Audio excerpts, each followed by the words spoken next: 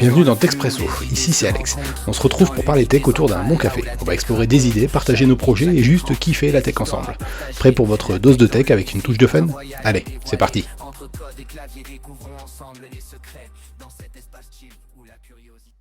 Ça enregistre. Bonjour tout le monde, bonjour à ceux qui nous écoutent, à ceux qui nous regarderont. Vous allez bien vous? Ça va?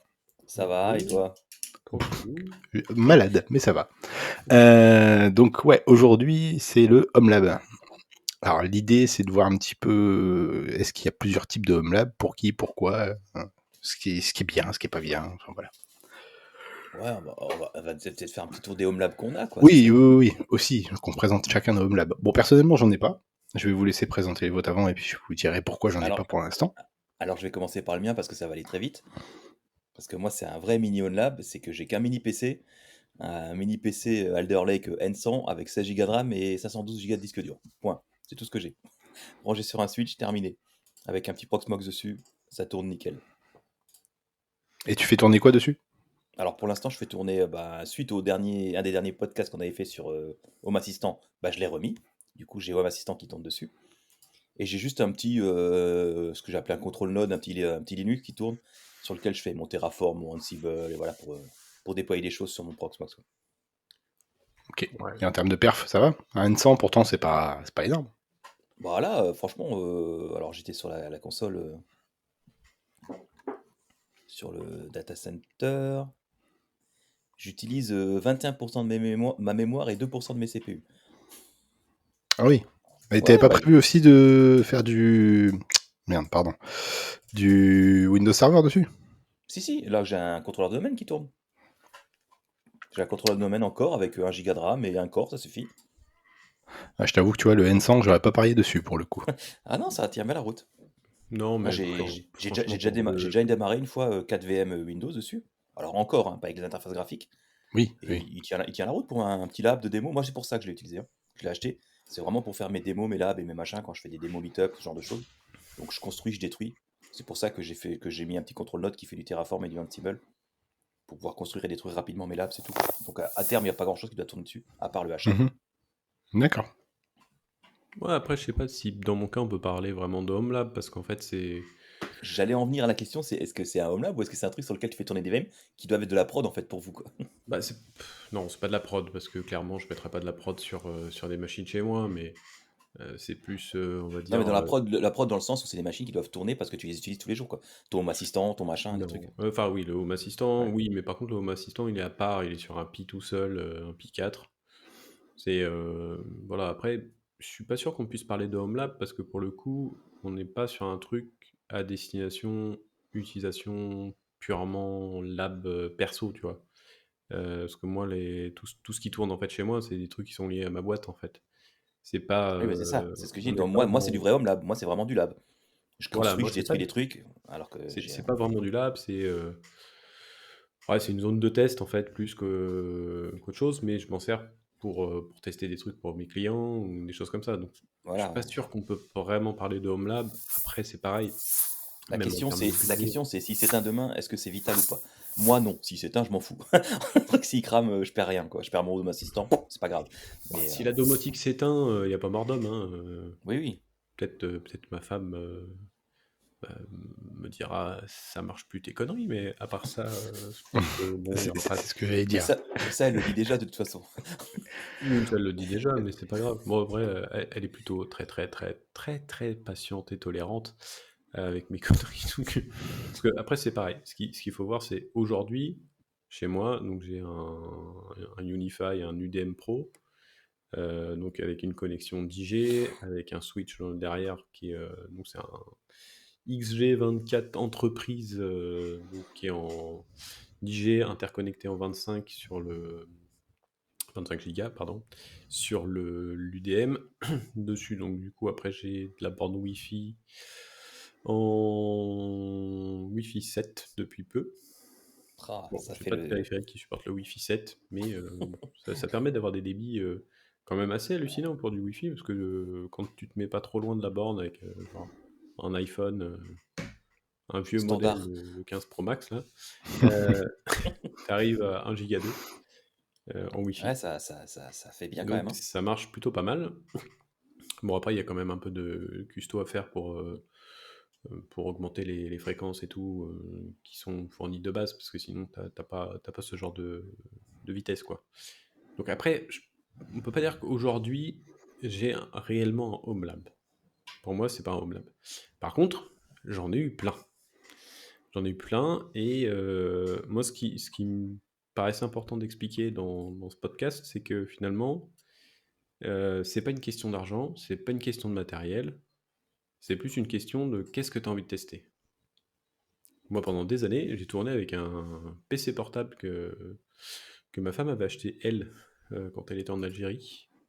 C'est un... Je sais même pas ce qu'il y avait comme config dedans, c'était un vieux Toshiba avec un disque qui gratte et tout. Je crois qu'il avait genre 2 Go de RAM ou un truc comme ça. Non, peut-être un peu plus, c'était Windows 7, donc je pense que ça devait être 4, parce que sinon le truc il s'allumerait pas. Bah, je l'ai réinstallé, j'ai foutu un Linux dessus. À l'époque, c'était un Fedora avec du cockpit et tout. Ah oui, bah. Moi, avant d'acheter le mini PC, mon home lab, c'était mon PC de boulot, hein. Un Windows 10 avec 32 Go de RAM, voilà, bah, je faisais tourner du PRV dessus, hein. Ouais, mais Je crois voilà, qu'on l'a c'est ça. tous fait, hein. C'est comme ça que j'ai commencé, comme tout le monde, hein. Voilà, le but, c'est pas forcément d'avoir le plus gros home lab, machin, etc. Pour le flex, on va dire. Mais c'est plus d'avoir quelque chose qui te sert à tester ce que tu as besoin de tester, qui soit pas forcément la même machine que celle que tu utilises, parce que sinon ça peut être un peu galère quand tu veux, des fois, faire des conneries, hein, tout simplement. Parce que Oui, oui, c'est ça. si le Faut but. pas... Si tu mets de la prod dessus, enfin de la prod dans le sens personnel, et que si tu perds cette machine, t'es emmerdé, vaut mieux éviter de jouer avec, quoi. Ouais, C'est c'est plus du ça. home lab. C'est plus du home lab, c'est un serveur que tu utilises pour la maison, quoi. Oui, c'est ça. C'est par exemple si tu te commences à te mettre un AdGuard avec ou un Piol ou je ne sais quoi, finalement il va devenir ton DNS et Oui, oui. potentiellement ton DHCP. Pour moi, c'est plus du lab, c'est de la prod. Oui, oui. Parce que finalement, s'il marche plus, t'as plus rien qui T'as marche plus chez d'accès toi, à quoi. Internet, Donc, t'as plus rien, quoi. c'est ça. Mais du coup, je pense que ce qui est vraiment important de dire, c'est que finalement, tu peux acheter un vieux PC portable, même d'occasion, ou acheter ou récupérer un PC chez un pote, foutre un Linux dessus. Franchement, aujourd'hui, tu peux faire énormément de choses avec pas forcément beaucoup de perf. T'as pas besoin d'avoir enfin, même si tu veux tester un contrôleur de domaine, Oui, oui. typiquement 4 Go de RAM pour 2 users, ça suffit largement pour faire tes tests. Bah, le mien, il tourne avec un seul core et 1 giga de RAM, hein. En mode Windows Core, ça tourne très bien, hein. Oui, c'est ça. Après, quitte à faire du lab, autant faire du lab entre guillemets propre. Donc tester les choses, des choses que tu ferais pas forcément soit au travail, soit à l'école, en fonction de ton use case. Mais typiquement, mettre du Windows Core à la place de mettre des Windows avec une interface graphique, finalement, tu vas pouvoir mettre un peu plus de VM Ah oui, oui, c'est... avec peu de ressources. Donc c'est hyper intéressant. Après, bon, c'est vrai que c'est. Bon, on reste des geeks, hein, donc c'est quand même beaucoup plus marrant d'avoir des grosses machines avec beaucoup de gigas, beaucoup de machins et tout. Mais dans la finalité, c'est pas parce que tu vas avoir un plus gros home lab avec des câbles bien mis, etc., que tu feras des trucs forcément plus avancés que quelqu'un qui ne l'a pas. Ah oui, clairement. Bon, Non, après, ça moi, dépend. c'est vraiment pour m'amuser, hein. Ça n'a rien à voir avec de... C'est vraiment juste pour le fun, hein. Ouais, parce que par exemple, tu vois, sur Reddit, il y a un groupe Unify, et en fait, tu vois des mecs qui postent leur config de chez eux et ils disent voilà, ça c'est mon matos, Ouais. et, j'en ai eu pour 10K. J'ai Oui, j'ai- j'ai visité la maison d'un pote, il avait une salle complète avec un rack 42U et tout, machin. Mec, 42U à la maison, plein et tout, à craquer avec des B10, des ESX, des machins. Je dis, mais mec, c'est plus un home lab, quoi, c'est de la prod chez toi, quoi. ouais, c'est ça. Enfin, après, c'est. Bon, Après, c'est de la ce qu'il récup, faut. hein, mais bon, ça reste quand même. Ouais, puis ce qu'il faut pas oublier non plus, c'est la consommation électrique. Ah oui, aujourd'hui, Ah oui. ouais. Aujourd'hui, oui, il faut faire gaffe à ça. Ouais, ça a toujours été plus ou moins le cas quand même. Il faut toujours faire attention quand même Oui, à mais à l'impact une de ce qu'on époque, fait. le coût Enfin, était différent. Donc, c'est ça, ouais, voilà. Moi, je sais qu'à l'époque, là aujourd'hui, enfin, si on était encore au prix de l'époque, j'aurais une baie aussi 42U et j'aurais tout un tas de trucs à la maison, hein, ça c'est sûr. Aujourd'hui, c'est pas possible. Tu mets des panneaux solaires ouais. avec des batteries, comme Bah, ça, tu fais Aussi, comme, tu fais tranquille. comme l'MX, c'est con qu'il est pas là, il en aurait pu nous en parler, il en a mis, lui. ouais, oui, c'est vrai. Des panneaux solaires ou. Ouais, des Panneaux panneaux solaires, solaires, ouais, ouais. ouais, ouais. Mais je sais pas si c'est réservé à son home lab. Mais en tout cas, il a mis des panneaux Non, solaires. non, non, du tout. Non, non, en plus, c'est même pas sur le toit, je crois, c'est sur son Non, terrain. Enfin, c'est dans le jardin, ouais. ouais, ouais, ouais. J'ai Moi, vu par ça, exemple, ouais. tu vois, si je regarde mes stats sur le mois, euh, même en ayant une voiture hybride rechargeable, finalement, si tu prends en proportion, ce qui consomme le plus aujourd'hui, c'est ma partie, enfin lab entre Informatique? guillemets quoi. Ouais, bah. Si tu prends enfin Ouais, c'est pour chaque ça que je fois. cherchais un mini PC qui consommait pas trop au repos, machin. Parce que moi, le achat, il tourne, voilà, mais il fait rien aujourd'hui, hein. Il tourne, j'ai juste deux automatisations pour le chauffage de la salle de bain, c'est tout. Donc voilà, donc, il fait pas grand-chose. Donc j'avais pas besoin d'un PC qui tourne et qui consomme de ouf, quoi. Et en dehors de ce PC-là, t'as d'autres trucs de ton home lab? Je sais pas, un firewall, n'importe quoi, non? Moi, Hmm. aujourd'hui, j'ai rien, à part ce mini PC et un achat qui tourne dessus. C'est le seul truc. Aujourd'hui, moi, je bosse actuellement sur mes démos. Et en ce moment, je bosse plus sur du Terraform et du Ansible pour déployer justement mon contrôleur de domaine et tout, quoi, automatique, quoi. D'accord. Donc, c'est pour ça que je l'ai acheté, moi, à la base, hein. J'ai une démo prochainement à faire sur PowerShell DSC. Et j'avais besoin d'un truc pour faire tourner des machines pour faire ma démo, quoi. Mhm. À la base, c'est pour ça que je l'avais acheté, hein. Tu vois, moi, à la journée, ma partie domotique, c'est 3,8 kWh consommé. Ouais. Ça, c'était lundi. Si tu prends, hop, mardi, pareil. Donc en fait, en constant, je suis à 3,8 quoi. Donc après, oui, ça consomme un peu, mais on n'est pas non plus sur. Enfin, j'essaie de faire On n'est attention pas quand du même. 10 gigawattheures, quoi. Non, non, non. Bah après, c'est pareil. En plus des deux, enfin du switch et du routeur, j'ai un NAS. Enfin, c'est un NAS. Ouais, c'est bien Oui, qu'il bon. dit. C'est un Gen 8 HP microserveur. Franchement, c'était des super machines. À C'est con, l'époque, ça s'est arrêté, ça, je crois, hein. Ça se fabrique plus. bah, disons qu'en fait, ils ont changé de modèle, et du coup, en fait, les CPU que tu as dedans, c'est plus des trucs très faciles d'accès et tout. Là, moi, dedans, je l'ai blindé, j'ai 6 disques, alors que normalement, il est donné pour 4. Parce qu'en fait, tu peux tricher. Ouais, Et, t'as utilisé la baie de lecteur CD, je crois. ouais, c'est ça, ouais. Du coup, en fait, dedans, je dois avoir 6 Tera d'espace dedans, mais j'ai fait un RAID 10, donc du coup, j'ai plus que Mm. 2,7. Avec une partie c'est du cache SSD et puis l'autre partie c'est du HDD. Alors qu'est-ce que je stocke dedans? Bah en fait rien, hein, faut être clair, il n'y a rien dedans. Je m'en sers surtout pour faire mes tests en fait.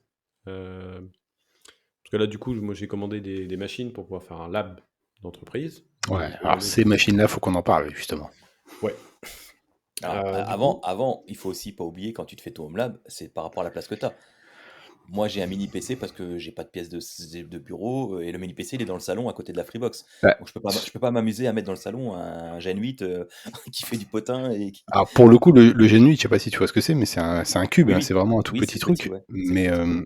après, il y a je trouve que les home labs aujourd'hui ont vachement évolué par rapport à avant. Avant, il fallait que tu aies forcément des serveurs rackables ou au pire des tours Des tours. Oui, d'ordinateurs des tours, ouais. gaming. Maintenant, et après, ça n'engage que moi, mais je trouve qu'il y a beaucoup plus de SBC. Donc le SBC, c'est les cartes où tout est intégré dessus, donc micro la USB. mémoire, le stockage et tout ça, comme le Raspberry Pi pour ceux qui connaissent.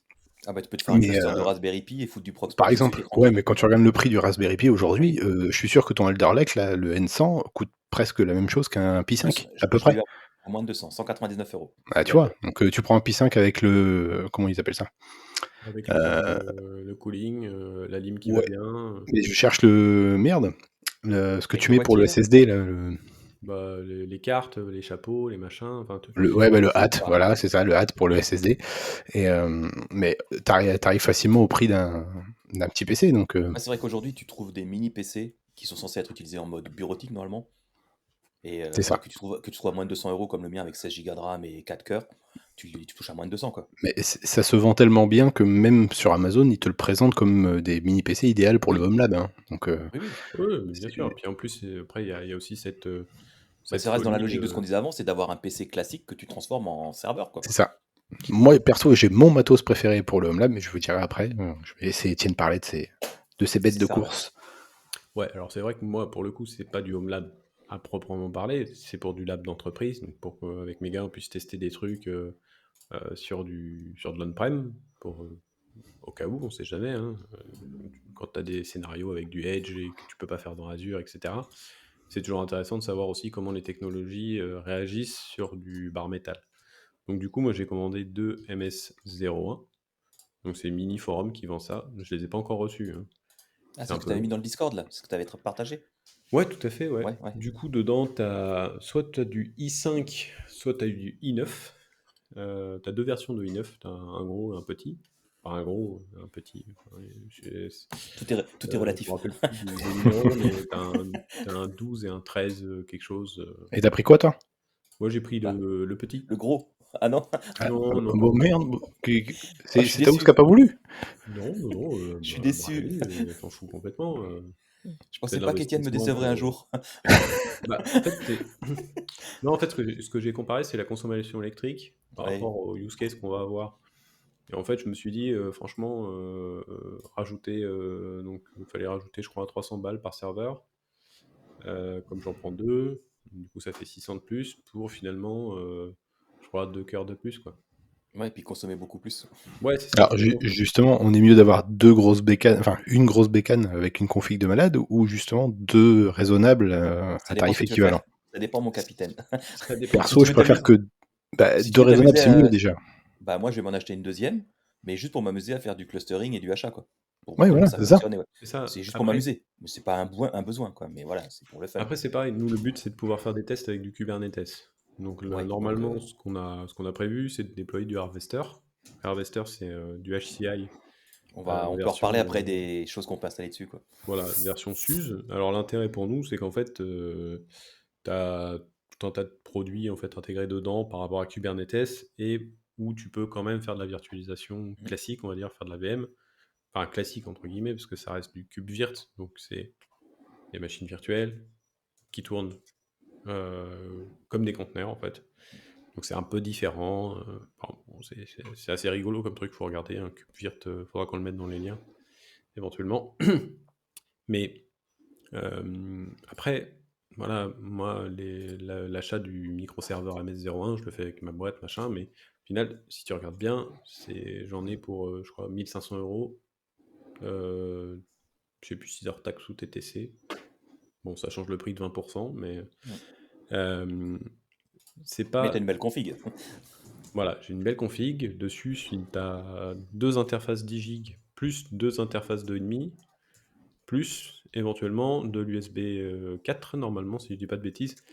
Et donc, normalement, ça te permet de cumuler à peu près 65 ou 68 gigabits de bande passante par serveur. Ça va. Donc, on aura moyen de faire des trucs qui marchent. Alors, ce qui est très marrant dans cette machine, c'est qu'ils ont vraiment pensé ça pour faire du home lab, en gros.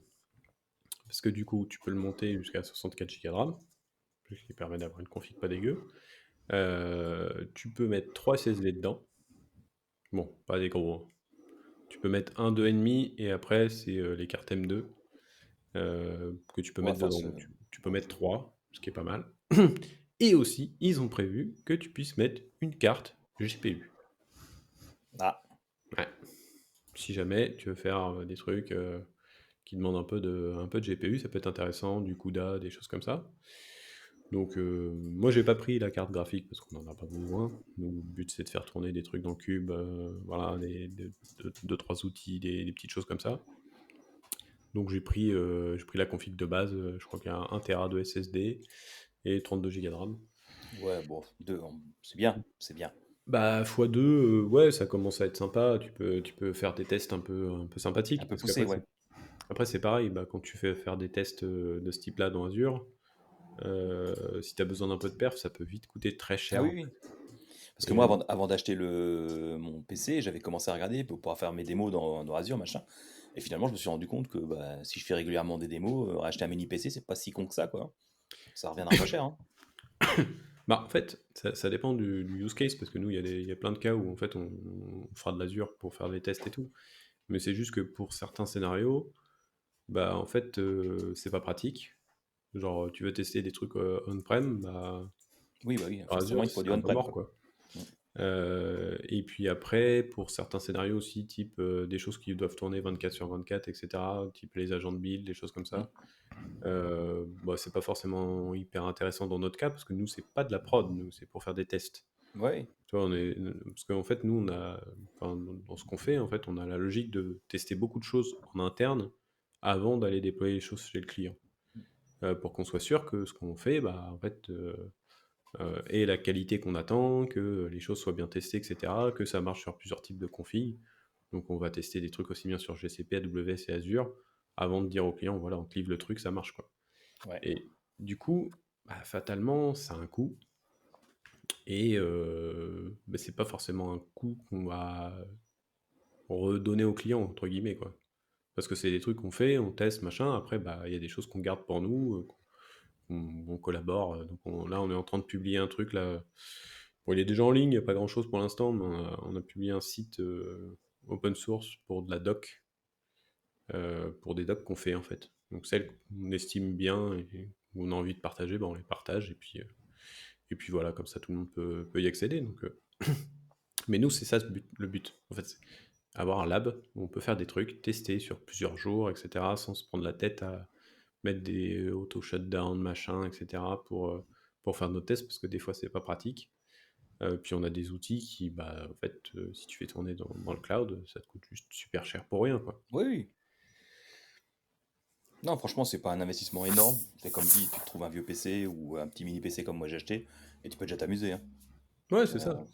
Bah, même si tu commandes un MS01, tu prends la config avec le i5, les 32 Go de RAM plus le 1 Tera de SSD, je crois que c'est 500 balles. C'est pas Oui, non oui, plus.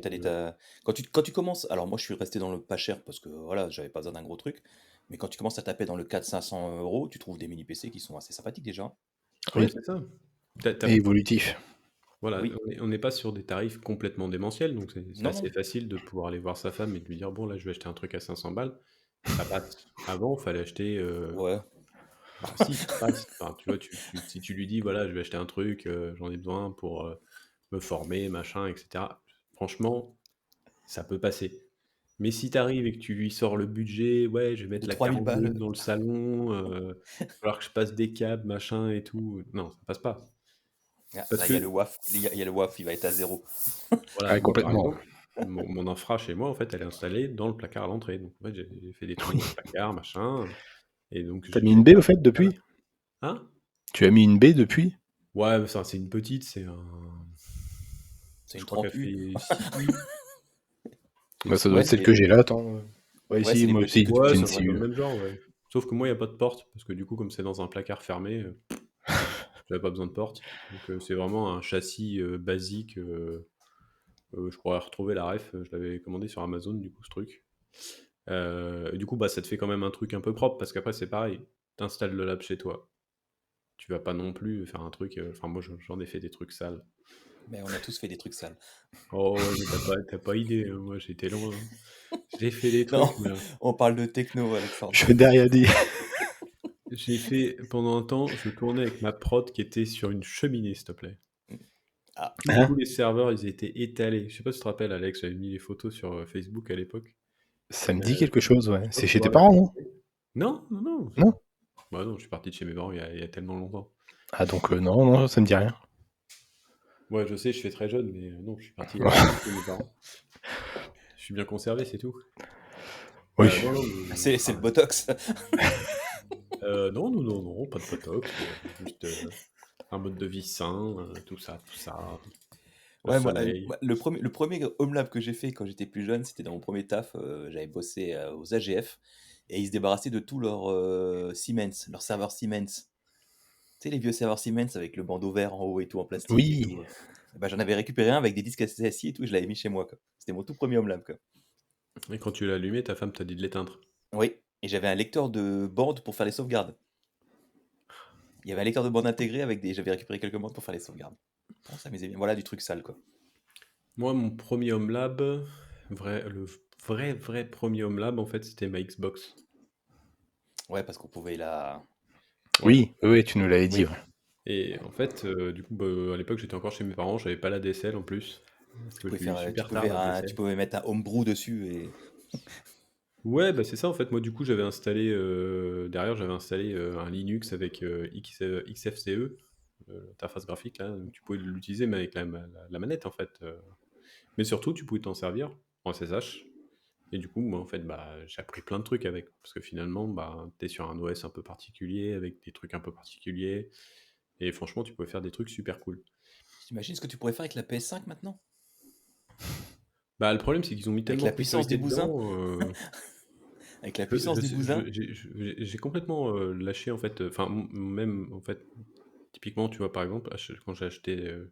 Non, j'ai acheté une Xbox il y a 3 ans. Bon, je pense qu'elle a dû tourner 4 heures en tout pour faire les mises à jour. Et puis voilà. Oui, ça c'est le problème quand tu joues pas beaucoup, c'est que quand tu démarres la Xbox, elle fait toutes les mises à jour, t'as plus envie de jouer, quoi. Bah oui, mais c'est C'est ça. ça. Et du coup, j'en parlais justement avec mes gars qui sont en Algérie. Je leur disais, mais du coup, vous faites comment? Parce que là-bas, ils ont pas Internet comme nous, tu vois. Et moi, quand je vois que déjà la mise à jour, elle prend 20 minutes, je me dis, fais chier, quoi. Je l'éteins, je fais autre chose, quoi. Et en fait, eux, non. Ils prévoient, genre 3 semaines à l'avance, qu'ils Bah vont oui, vouloir jouer à ce jeu-là. Et je me dis, mais ça doit demander une organisation de fou pour jouer à un jeu, quoi. En plus, moi, j'ai aucune patience, quoi. Les jeux vidéo, vraiment, ça me c'est gonfle. comme à la bonne vieille époque du peer-to-peer sur des réseaux ADSL. Oh, Fallait que ouais. fallait que tu te prévois le week-end ce que tu voulais voir la semaine, quoi. Pour Puis quand tu télécharger le récupérais jeu. des trucs, c'était pas les bons trucs que tu avais. Alors, Ah oui, dis-toi non, que j'ai personne eu n'a la jamais fait ça. DSL en 2008 chez mes parents. Moi, En mais tes parents sont 2008. vachement mal desservis, je crois aussi. Puis maintenant, ils ont la fibre et tout, là. Ah ouais? Ah ouais, ouais, ils ont la fibre Oh la vache. chez Orange, 2 gigas, machin, tout ça. Mais moi, j'ai eu la DSL super tard. En gros, quand je suis parti de chez mes parents, peut-être 6 mois avant, ils ont eu la DSL, quoi. Et du coup, quand t'as pas la DSL et que tout le monde l'a autour de toi, mais qu'en fait ils savent même pas s'en servir et ils comprennent pas vraiment ce que c'est un peu frustrant, quoi. Alors là où j'avais fait, c'est pas vraiment du home lab, mais je faisais de l'auto-hébergement avec mon NAS à l'époque aussi, sur de la DSL. J'avais mon serveur de mail, j'avais mon truc sur mon Synology. Moi, j'ai fait de l'auto-hébergement de mon blog sur un Dockstar. Donc c'était Seagate qui fabriquait ça. Donc c'était un ancêtre du Raspberry Pi. Ça fait à peu près Ouais. cette taille-là. Je sais pas pour. Bon, j'aime pas trop donner cette image, mais je sais pas, ça fait la taille d'un paquet de clopes en gros, quoi. Enfin, la taille d'un Pi, en gros, un truc comme ça. Ouais. Dessus, je venais de tourner mon blog en fait perso. Donc j'utilisais à l'époque un truc sans base de données qui s'appelait PlusXML pour publier mon blog avec un Nginx, avec tout ça. Ça, c'est peut-être une étape que je vais passer, tu vois. Plus de peut-être mettre une machine et puis remettre mes serveurs de mail et m'auto-héberger mes trucs, quoi. Maintenant qu'on a la fibre, on peut se permettre d'auto-héberger, quoi. Ouais, mais alors par contre, la messagerie, c'est vraiment le truc que je ferais pas. Ouais, Parce Moi qu'en non fait, plus. aujourd'hui, c'est extrêmement compliqué de faire de l'auto-hébergement de mail parce que tu as tous les mécanismes SPF, oui, DKIM, DKIM. DMARC, tous ces trucs-là à mettre en place. Après, il faut faire en sorte aussi que ton IP soit pas blacklisté. En fait, c'est extrêmement contraignant aujourd'hui de faire un serveur de mail parce que il y a eu tellement enfin, c'était tellement facile de Oui, démarrer un oui. relais et de faire du spam qu'en fait aujourd'hui, les gros acteurs, donc tu prends du Microsoft ou tu prends du Gmail ou ce genre de trucs grand public, pas les offres pro, en fait, ils sont extrêmement restrictifs sur ce que tu peux envoyer comme spam. Bon, on en reçoit toujours trop, mais on en reçoit quand même moins qu'avant, globalement, normalement. En tout cas, moi, j'en reçois pas. Hein, donc, Sur les adresses que tu payes, mais tu prends quelqu'un qui a une adresse en live.fr ou Ah oui. outlook.fr, moi, c'est j'ai open bar. choisi. Sur l'adresse gratuite outlook.com, moi je suis spammé de chez spammé, hein. C'est ça. Alors, moi, j'utilise plus aucune adresse email gratuite, en fait. Je suis passé que sur de l'Office 365 pour du perso ou du pro. J'ai plus de messagerie gratos. Ah, ça, j'ai pas encore passé le pas sur le. J'ai hésité à m'acheter des licences Office 365, mais je trouve ça pour du perso un peu chéro quand même. Tu prends de l'Exchange, plan 1, Ouais. 1 euro et quelques, Ouais. peut-être 2 euros maintenant. En fait, enfin, ça c'est pareil pour du Home Lab. Quand tu veux tester des trucs et avoir de la messagerie, faire des scénarios de synchronisation, machin, etc., t'as pas besoin de prendre la licence Microsoft 365 à 20 balles pour toi, ta femme et tes gosses, quoi. Tu prends du plan 1, Exchange. Moi à l'époque c'était 1,70 € hors taxe, je crois, un truc comme ça. Exchange Online plan 1, c'est 3,70 hors taxe. C'est 3,70 maintenant? Ouais. Ouais, les prix ils ont été revus à la hausse. Ouais, après, 3 Donc 3 et 3,70 quelques. hors taxe, ouais, tu arrives à un peu plus de 4 euros par mois, par personne. Ouais, voilà. Après, ça reste moins cher que d'héberger sa messagerie, Oui. clairement, hein. Oui, après, c'est toujours ça, c'est il faut voir le rapport coût-service par rapport à ce que tu as, C'est quoi. ça, parce que héberger un exchange, bah, après, ça dépend. Si par exemple les mails que tu reçois, tu t'en fous, bon, ça peut le faire. Mais je me dis qu'aujourd'hui, vu le nombre de services qui marchent par email, si tu es Ouais, moi, obligé de mettre. avec mon Outlook, j'ai l'abonnement famille. C'est l'abonnement à 99 € pour les 5 comptes et tout. J'ai pas pris Mais, ça. mais j'ai quand même, du coup, pas mal de pubs parce que ça reste quand même une adresse mail gratuite, quoi, pour eux. C'est pas Ouais, considéré c'est comme ça. payant, quoi. Non, bah c'est vrai Alors, que du coup, tu payes quand même 100 balles par mois, quoi. 100 balles par an, quoi. Mmh. non, mais par contre, il y a un truc qui est super cool, c'est que bah, par exemple, enfin, si tu commences à avoir un serveur de messagerie interne ou externe pour faire du Home Lab, bah, ce qui est bien aussi, c'est que tu vas pouvoir te créer des adresses fictives. Oui, Tu vois, par exemple, nous, bah, on a une adresse, c'est facture. On envoie toutes nos factures dessus. Comme ça, c'est classé tout de suite. Il n'y a pas de oui, prise oui, de non, mais tête. oui, ça, c'est sûr. Bon, Surtout que moi, on dévie du sujet. non, mais enfin, ça reste dans le cadre du Ouais. Home Lab. Je veux dire, dans un Home Lab, tu peux aussi faire des choses qui vont te faciliter la vie au quotidien.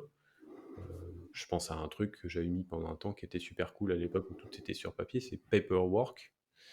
C'est un outil que tu peux installer sur un serveur, ça consomme pas grand-chose, et en fait, tu fais de l'OCR de tes documents, Mm. et après, tes classes, il fait du tagging et tout. Et ça, c'est des trucs super T'es sûr cool. que c'est Paperwork, c'est pas Paperless plutôt? Non, ça a changé de nom depuis, mais à l'époque, ça s'appelait Paperwork. D'accord. C'était un truc en Python. Et franchement, tu pouvais faire ça, genre tu te fais une lettre chez Ça toi. existe toujours, hein. C'est Ouais, ouais. openpaper.work. Ouais, mais par contre, il est devenu à moitié payant, je crois. J'ai pas dans les détails, j'ai juste regardé vite fait sur Google. Et du coup, bah ça, typiquement, c'est le genre de truc que tu peux mettre chez toi. Et ça, c'est des trucs qui peuvent être des killer arguments pour ta femme, tu vois. Ouais, j'ai acheté un serveur à 500 balles, mais là, tu vois, je t'ai mis un truc là. Tu peux scanner Tu tes scannes ton documents, document, hop, il est hop, classé. il le classe tout seul. Et comme ça, quand tu as besoin d'une facture EDF, tu tapes EDF 2024, tu as la dernière facture. Et bah oui. Parce que ça, il faut y penser. Il faut La créer démat. le besoin pour pouvoir acheter le matériel. Toi, tu achètes beaucoup d'Apple, toi, t'as été formaté. Non, non, j'ai toujours eu la fibre un peu commerciale quand même. Donc si tu veux vendre, il faut créer le besoin. Si le besoin n'existe pas. Ou alors, il faut faire croire qu'elle a le besoin. Ça marche bien aussi. Mais concrètement, donc moi, ce que je dis aux jeunes qui nous écoutent, s'il y en a, pour Et faire au du moins Home Lab, jeune. vous n'avez pas besoin de vous ruiner. Après, oui, c'est plus rigolo, mais non, c'est pas nécessaire. Après, ça peut être aussi très intéressant d'avoir des machines toutes petites parce que ça va vous obliger à optimiser vraiment au Oui. maximum ce que vous allez déployer. Donc, mettre moins de ressources. Ouais, ça a quand même vachement évolué, même les machines que tu dois faire tourner. Quand tu regardes avant, t'avais pas Docker, t'avais pas tout ça, donc t'avais besoin de ressources quand même assez péchues.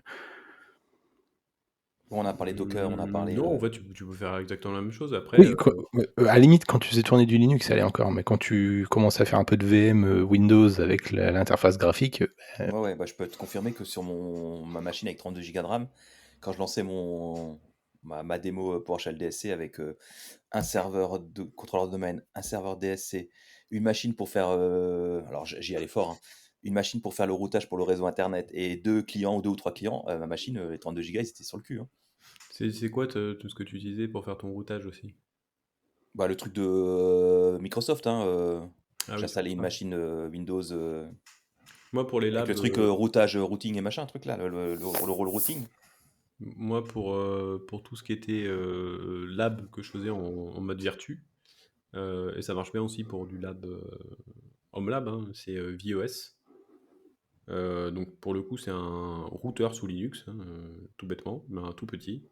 À l'époque, ça prenait genre 3 mégas de RAM, un truc comme ça, 3-4 mégas de Ouais, RAM, pour faire tourner ton truc.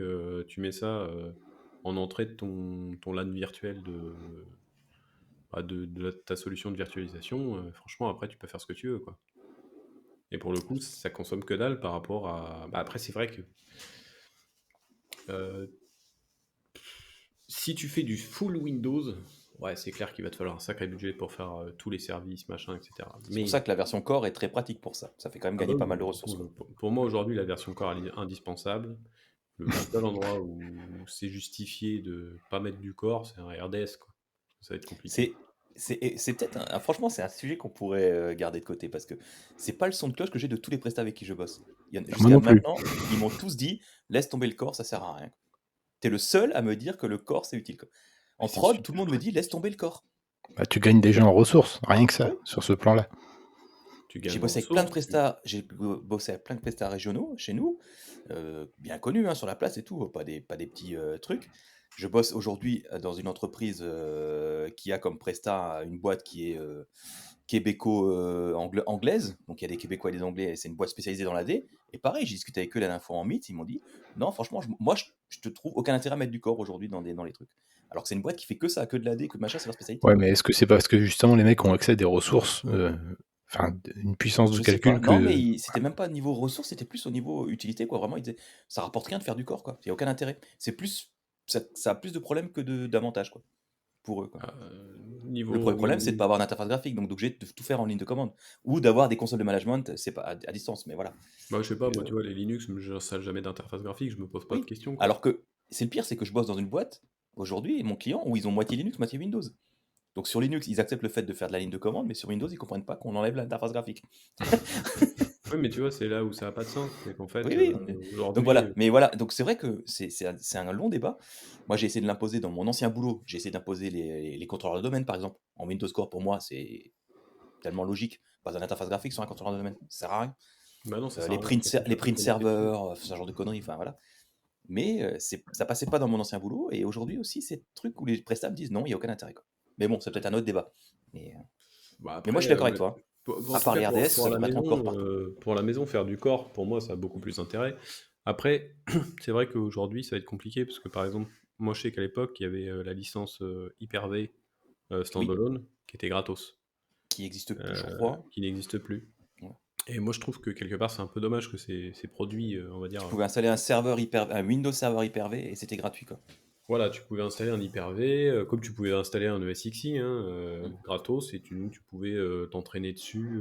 Bon, bien sûr, t'as pas les fonctionnalités de clustering, t'as pas plein de fonctionnalités avancées, mais tu pouvais quand même utiliser le moteur, comprendre les réglages, pouvoir Ouais, faire du PowerShell dessus, etc.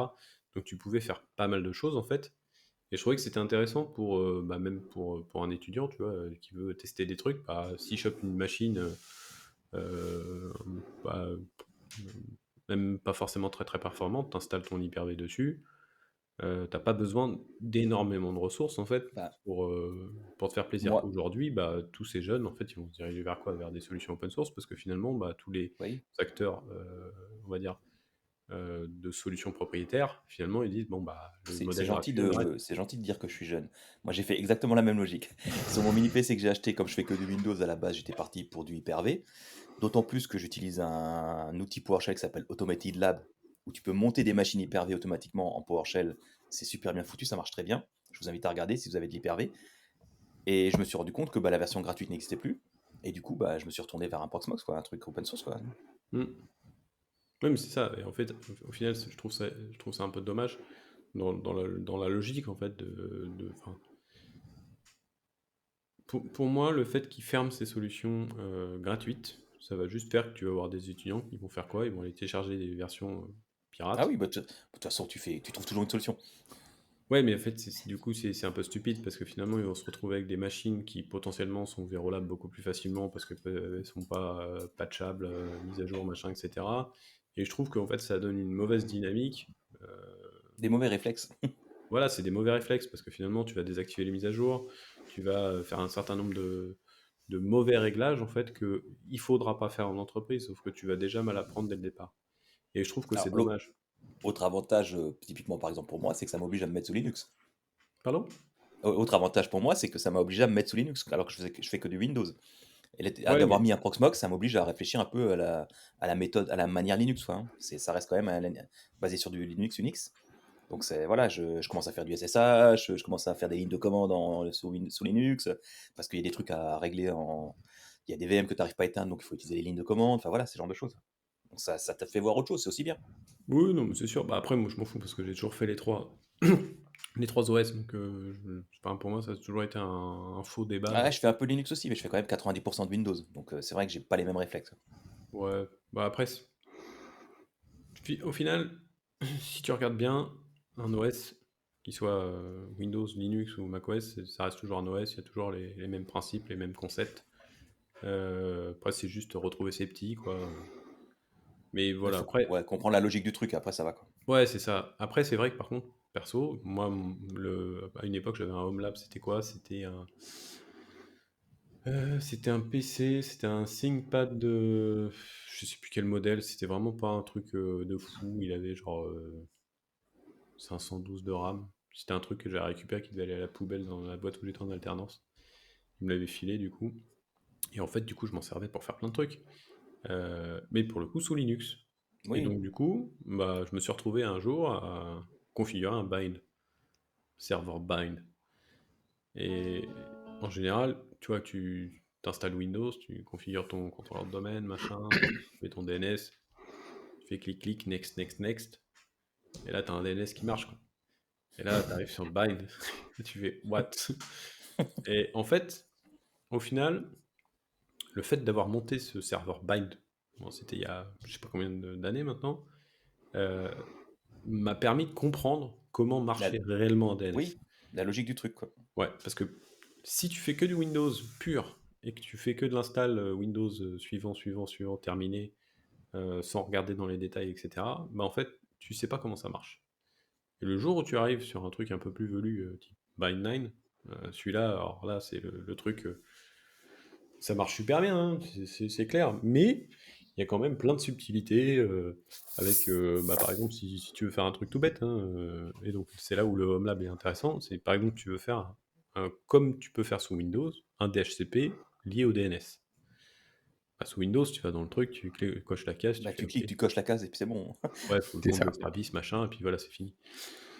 Bah, sur Bind et un DHCP Linux, c'est pas tout à fait pareil, hein, c'est un tout petit peu plus compliqué. Donc il y a une histoire de clés à mettre en place et déclarer des trucs dans le DHCP. Enfin, j'avais même mis un serveur. Après, j'avais mis un serveur PXE parce qu'une fois que tu as un DHCP, bah, tu rebondis, hein. Donc, bah, tu as configuré ton DNS local. Tu dis, ouais, mais là, du coup, je peux configurer l'option 67. Ah. Et donc, du coup, après, tu te retrouves à faire du truc où tu démarres des machines en PXE et tout. Et franchement, tu peux faire des trucs vraiment super marrants avec des configs pourris, enfin, même des trucs que tu récupères dans les brocantes. Bah ouais, clairement. Donc voilà, là on a vu niveau matos, on peut commencer avec pas grand chose. Niveau hyperviseur maintenant. C'est que bon, on en a parlé plusieurs, tu as parlé d'Harvester déjà. Ouais, Je fais après. du Proxmox, il y a de l'Hyper-V, il y a de l'ESX, tu peux avoir euh, un simple Linux. Alors, simple Linux avec du C'est quoi? KVM C'est ou. XCPMG aussi? oui, c'est celui-là que je cherchais le nom. J'avais un doute si c'était un S ou un C. Je l'ai pas testé celui-là. Moi non plus. En fait, je pense Après, que moi, l'intérêt. quand j'ai cherché un peu sur mon truc, alors c'est toi qui m'avais donné le Harvester. Alors, retour d'expérience perso, quand je l'ai installé sur mon tout petit PC, Harvester à lui tout seul, sans config spécifique, hein, vraiment en brut de décoffrage, il était un peu gourmand. Ma machine était un peu au taquet déjà, rien qu'avec l'hyperviseur. Proxmox, c'est un peu plus light de ce côté-là. Ou alors Harvester demande peut-être un peu de tuning, mais effectivement, Harvester me paraissait sympa. Mais Proxmox, franchement, pour démarrer, ça marche très bien, quoi. Alors, Harvester, c'est pas tout à fait un équivalent de Proxmox, hein, parce que c'est un peu plus que Alors, juste un pas hyperviseur. d'équivalent, c'est deux choses qui fonctionnent bien. Non, mais en fait, dans l'idée, en fait, dans Harvester, c'est qu'en fait, tu vas avoir aussi la partie HCI, donc l'hyperconvergé. Oui, C'est-à-dire que, c'est ça donc, qui du coup, m'intéressait, parce que comme je voulais mettre plusieurs nœuds à un moment donné, voilà. Après, tu peux le faire avec Proxmox, hein, tu peux faire du oui, cluster, etc. Il y a pas de problème, ça marche, hein. ouais, mais c'est Tu pas peux même faire des l'hyperconvergé. conteneurs dans Proxmox Oui. en Alors, au natif. début, j'avais pas compris ça, parce que moi, Harvester m'intéressait pour ça, parce que tu pouvais faire de la VM et du conteneur en même temps. Et finalement, Ouais. je me suis rendu compte que sur Proxmox, tu l'avais aussi. Alors oui, par contre, c'est pas tout à fait les mêmes. Enfin, Là, c'est parce que pas la même sur logique. Proxmox, c'est de la vraie VM. Et c'est du Alors, conteneur à côté, il me semble. Alors que sur Harvester, c'est de la VM conteneurisée. bah, historiquement, Proxmox, en fait, il proposait les conteneurs OpenVZ. Oui, c'est ça. C'était un truc qu'il y avait avant Docker, ça date, hein. Sauf que c'était pas aussi sexy et aussi facile à utiliser que Docker. Je suis même pas sûr que ça tourne sur Docker aujourd'hui, Proxmox. Normalement, ils ont mis. Ça me Il y a- parle pas. Normalement, tu es censé avoir l'option pour pouvoir utiliser du conteneur D. Ah, j'ai du conteneur. Mais est-ce que c'est basé sur du Docker derrière? Est-ce que c'est pas Non, resté sur leur. attention, conteneur D, c'est un moteur. Ah oui, conteneur D, oui. Tu conteneur D, tu disais. Ouais. Je croyais que tu disais conteneur. Ouais. Mais normalement, c'est censé être le cas. Oui, oui. C'est Ma souris, censé elle- tourner maintenant sur du conteneur D. Et la version d'avant, c'est de l'OpenVZ, c'était un truc un peu plus velu. J'étais tombé dessus une fois en prod dans une boîte où j'avais bossé. Je me suis dit, qu'est-ce que c'est que ce truc? C'était il y a, je sais plus combien de temps. Enfin, Docker arrivait à peine, quoi. Et en fait, c'était un peu spécial comme type d'OS parce que du coup, dès que tu le rebootes, bah, il perd tout. Donc c'est un peu particulier. Mais en fait, quand on fait un HomeLab, le but c'est de tester les trucs. Donc même si votre HomeLab c'est un pauvre Linux où vous installez Docker dessus, vous démarrez un Docker Compose et vous faites vos trucs, ça marche. Ça dépend du use case. Après, si on a envie d'aller un peu plus loin et de faire de la virtu, bah ouais, du coup, du Proxmox, ça marchera très bien. Bon, il n'y a plus de solution propriétaire gratos, donc bah, du coup, faites du Proxmox. Hein. Euh, mais après, le but, ça va être aussi de se pousser à faire des trucs de manière un peu plus, on va dire, automatique, de manière un peu plus dynamique, etc. Et donc, le but, ça va être de regarder bah, justement de l'Ansible, du Terraform, Bah du oui. Packer, etc. Moi, c'est vraiment ce qui m'a fait acheter le mini PC, moi, aujourd'hui. Hein. C'était pour mettre ce petit nœud de contrôle que j'ai créé, Linux, là, et sur lequel j'ai Terraform, Ansible, et je m'amuse, quoi, à déployer des machines. C'était vraiment pour apprendre ça, moi, que je l'ai acheté à la base. Hein. Alors après, tu peux regarder aussi un mode intéressant dans Ansible, c'est le mode pool, qui est pas très Mode connu. pool. Ouais. C'est la même chose que ton truc KO, je sais pas quoi. Merde, avec ta vache là, non, c'est la même chose, non? À le mode KO. Non, Ouais, voilà, KO. On Ça en a reste parlé dans l'environnement de la basse-cour ou? On en a parlé la dernière fois et je l'ai mis là sur mon pour le coup, serveur, c'est moi un je peux peu plus l'enlever. Hein. sérieux pour une fois. Le Non, en mode fait, KO, franchement, le c'est mode indispensable. pool, en fait, le mode pool, c'est pour faire en sorte que, en gros, tu mets Ansible sur une machine, une target, et tu vas faire en sorte que lui, il aille chercher sa conf. Un peu comme fait DSC. Un peu à la DSC, ouais. Ouais.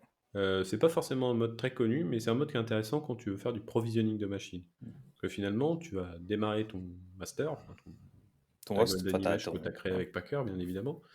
Bon, bah là, on peut en reparler. Hein.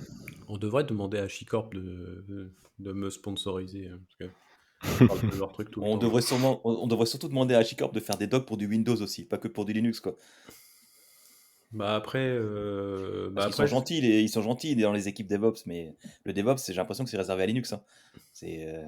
On en a déjà parlé sur le Discord, hein, mais je suis un peu vénère de ce côté-là, mais j'ai passé des heures à trouver des... quelques temps, en fait, on aura tellement de mal à trouver des ressources compétentes Windows que les prix vont augmenter.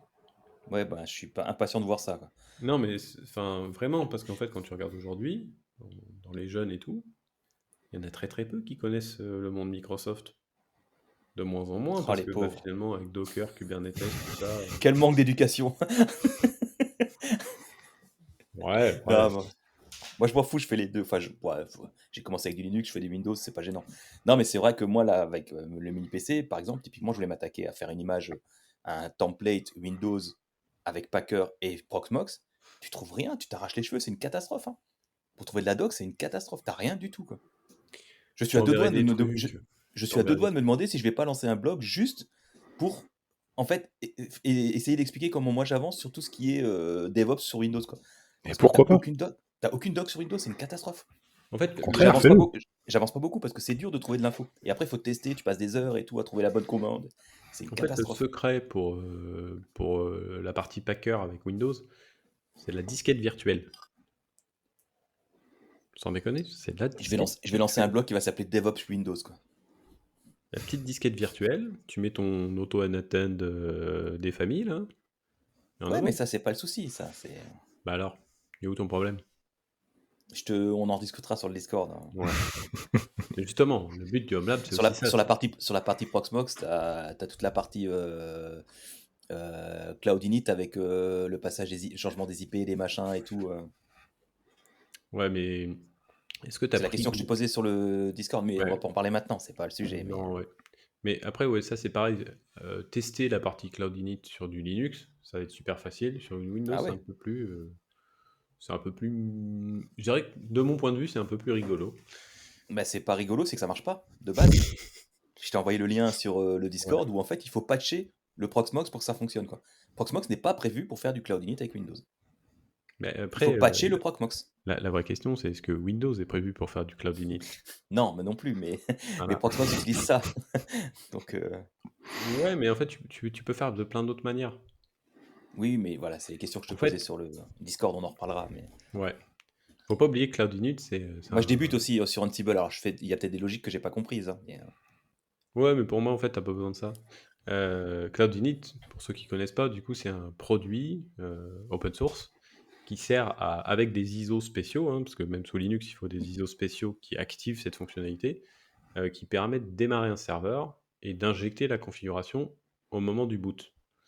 Et donc, le du mot de coup, passe administrateur, l'IP, le DNS, la gateway, enfin, toutes ces voilà. conneries. Pour ceux qui veulent regarder, j'avais écrit un article en 2018 sur comment démarrer un serveur Linux dans Azure pour pouvoir installer du Bind9 avec Cloud Init. Et du coup, sous Windows, ça marche pas de ouf, quoi. Bah, sous Windows, tu as un installeur, tu as un MSI qui permet d'activer Cloud Init, mais il faut que sur Proxmox, tu puisses générer des fichiers qui sont envoyés à Cloud Init de la machine pour pouvoir s'authentifier. Et par défaut, les fichiers générés par Proxmox ne contiennent pas de la config, par exemple, pour le password de l'utilisateur, pour Windows, ce genre de choses. Donc il faut patcher les scripts sur Proxmox qui génèrent ces fichiers-là avant de les passer à la machine pour qu'ils accèdent à toutes ces infos, quoi. Donc il faut patcher ton Proxmox, et les seules infos que j'ai trouvées, c'est sur des Proxmox plus vieux. Et mon Proxmox actuel, ben, quand j'essaie de le patcher, il me dit non, tu peux pas patcher avec cette version, quoi. Après, il faut que tu regardes aussi côté GitHub, hein, tout simplement. Mais Oui, bah, après, c'est sur GitHub que j'ai trouvé. d'accord, ok. Bon, on en reparlera. Oui, j'avais tout partagé sur le truc, mais on en reparlera effectivement. Mais...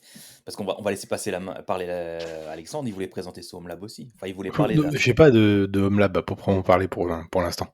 Là, j'ai juste un NUC un peu comme celui-là.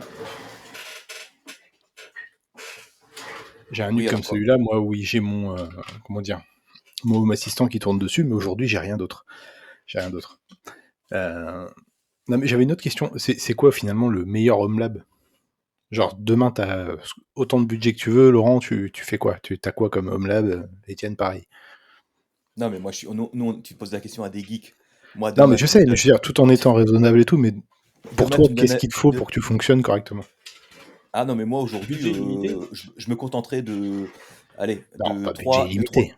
Non, pas budget, mais même pas gourmand, tu vois. 3, on dirait 3, bah, comme les PC que Étienne va acheter, là, 2 ou 3 machines comme ça, avec un switch 10 Go derrière. Non, mais un truc simple, histoire de s'amuser un peu. 2-3 machines à ceux que tu as acheté, là, Les à 1500 MS01, balles, avec un petit switch 10 Go derrière, voilà, un truc simple, quoi. Pas énorme, hein, moi j'ai pas de grosse. Simple, c'est déjà pas mal. C'est déjà Bah, une tu bonne dis budget config. illimité, moi j'étais parti Non, sur une justement, B. pas illimité. Non, non. Ah, d'accord. Non, bah alors, mais. Ah, budget pas illimité. Ah, Ah j'avais ouais, compris mais c'est illimité, trop pardon. loin. Alors, budget pas illimité, je partirais sur un mini switch de 10 Go avec 2 ou 3 ports. Ça existe maintenant, j'ai vu qu'il y avait Ouais. des mini switch de 10 Go à 2 ou 3 ports ou 4 ports, je sais plus combien. Hmm. Avec 3 machines comme j'ai là, mais peut-être un peu plus Faut pas puissant. le dire, faut pas le dire. De quoi? Il y a que des gros Switch 10 Go. Ah, pardon. Ah Grosse bon? 10 Go à 24 ports. Voilà. Non, mais sur Amazon, maintenant, on trouve des petits switch 10 Go à 2 ou 3 ports, je crois. Enfin, il y a un port Ouais. 2 Go 5 plus 2 ports 10 Go, je crois, un truc comme ça. Mm. Qui sont, voilà. Et plus 2 machines à 32 Go de RAM et 2 ou 3 machines comme j'ai là aujourd'hui avec 32 Go de RAM, par exemple, et 8 cœurs ou un truc comme ça. Et puis voilà. Pour tourner, juste pour s'amuser, ça suffirait, quoi. Des machines Alors, à 500 balles, disons, hop. 3 machines à 500 balles plus un switch. Hop, il y en a pour 2000 balles, quoi. Ouais, c'est ce que je veux dire. Faut compter entre 1500 et 2000 balles pour avoir un Home Lab sympa, quoi.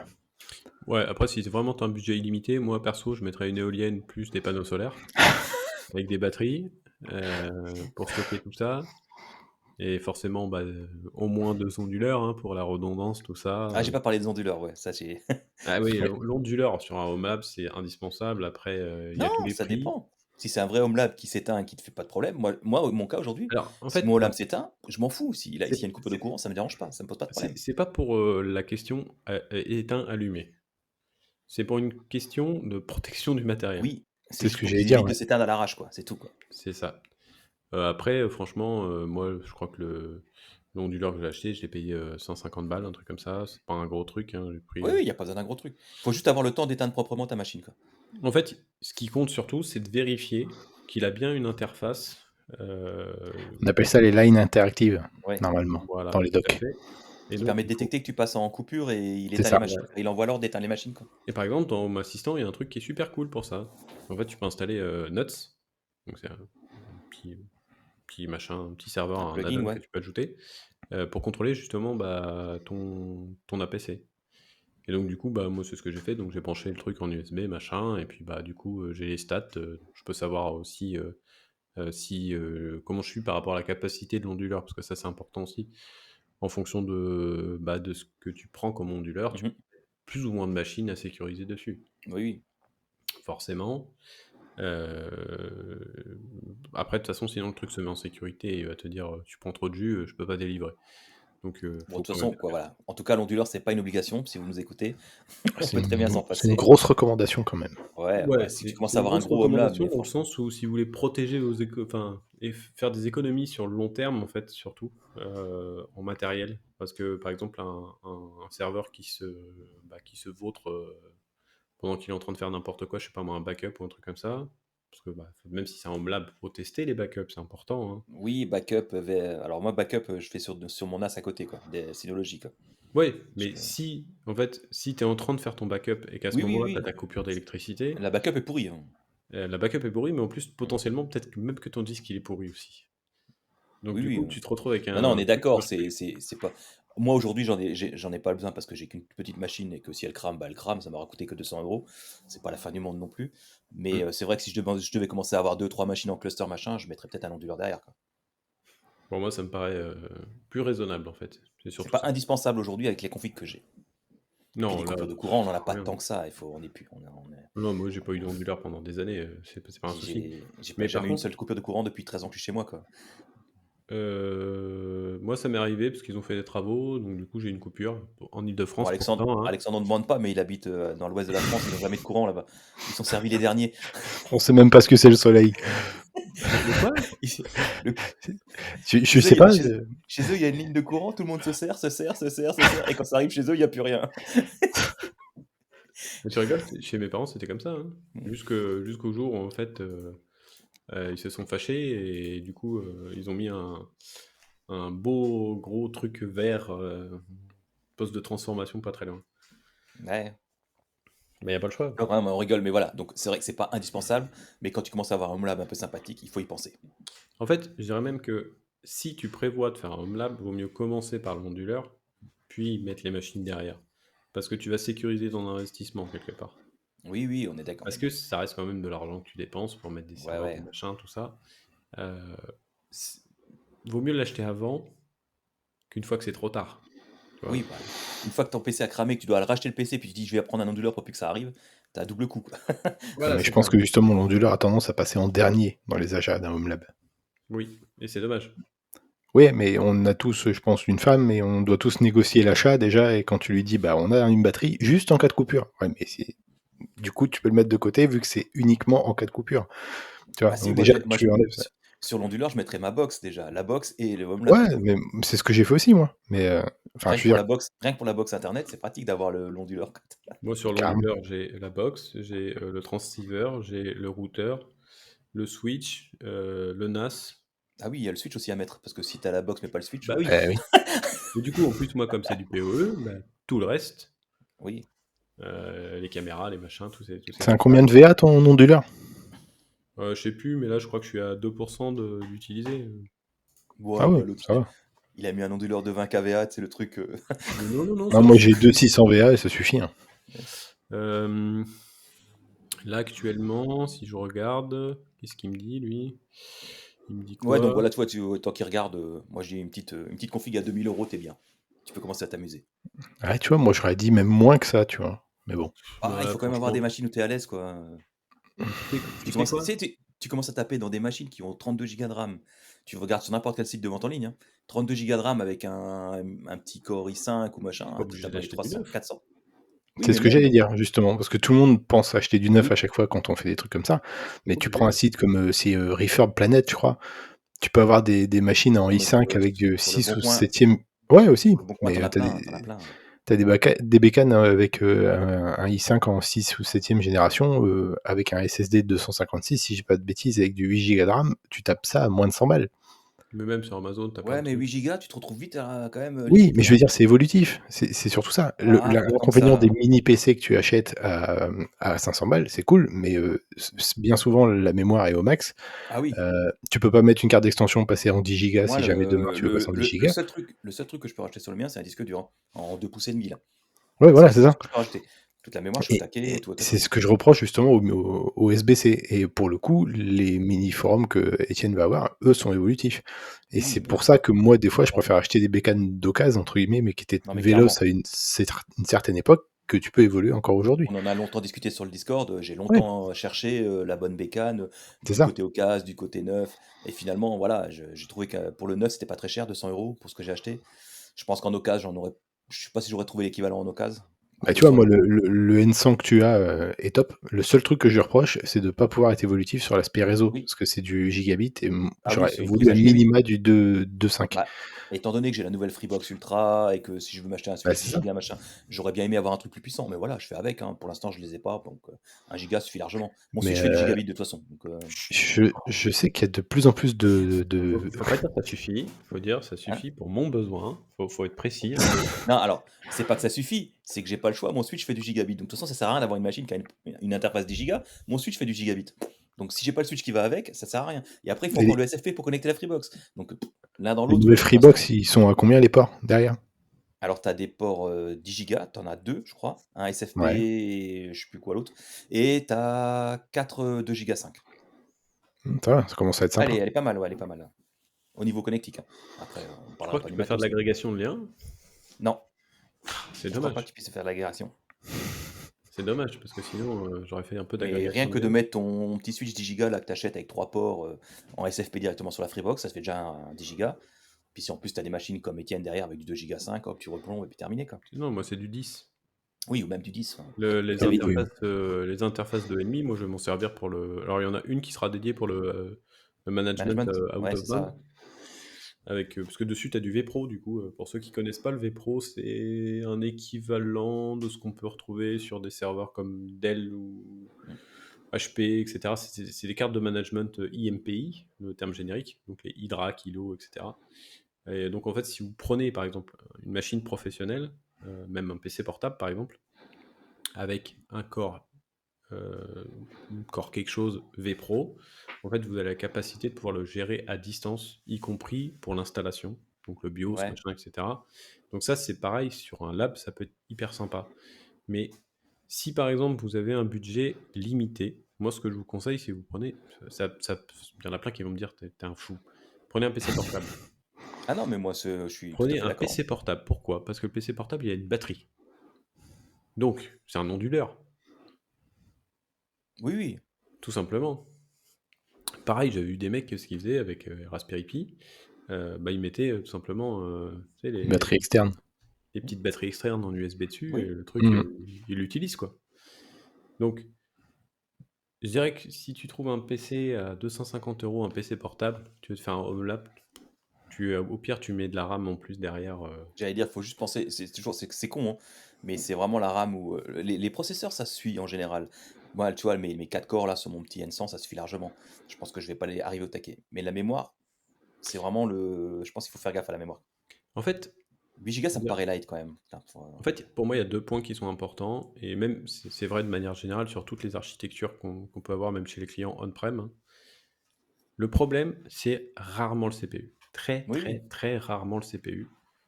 Dans 99% des problèmes qu'on a eu dans les tests que j'ai pu faire, c'était un RAM et problème stockage. d'IOPS. Non, Oui, c'est les même pas la stockages. RAM, Les c'est un stockages. problème d'accès Ouais. au stockage.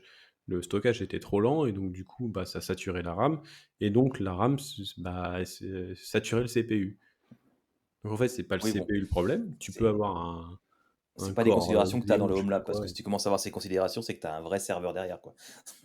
Pardon? Si tu commences à avoir ces considérations dans ton Home Lab, de se dire, ah, les IOPS, faut que ce soit bon, machin et tout, putain, tu commences déjà à Non, avoir un mais peu de par exemple, si matos. tu commences à concentrer un niveau de machine virtuelle sur une seule instance, fatalement, à un moment, tu vas avoir un problème d'IOPS. Ouais, mais sur un Home Lab, tu t'en fous. S'il y a des temps de Tu réponse mets un un peu longs. SSD. Non, mais tout simplement, tu mets un SSD de bonne qualité.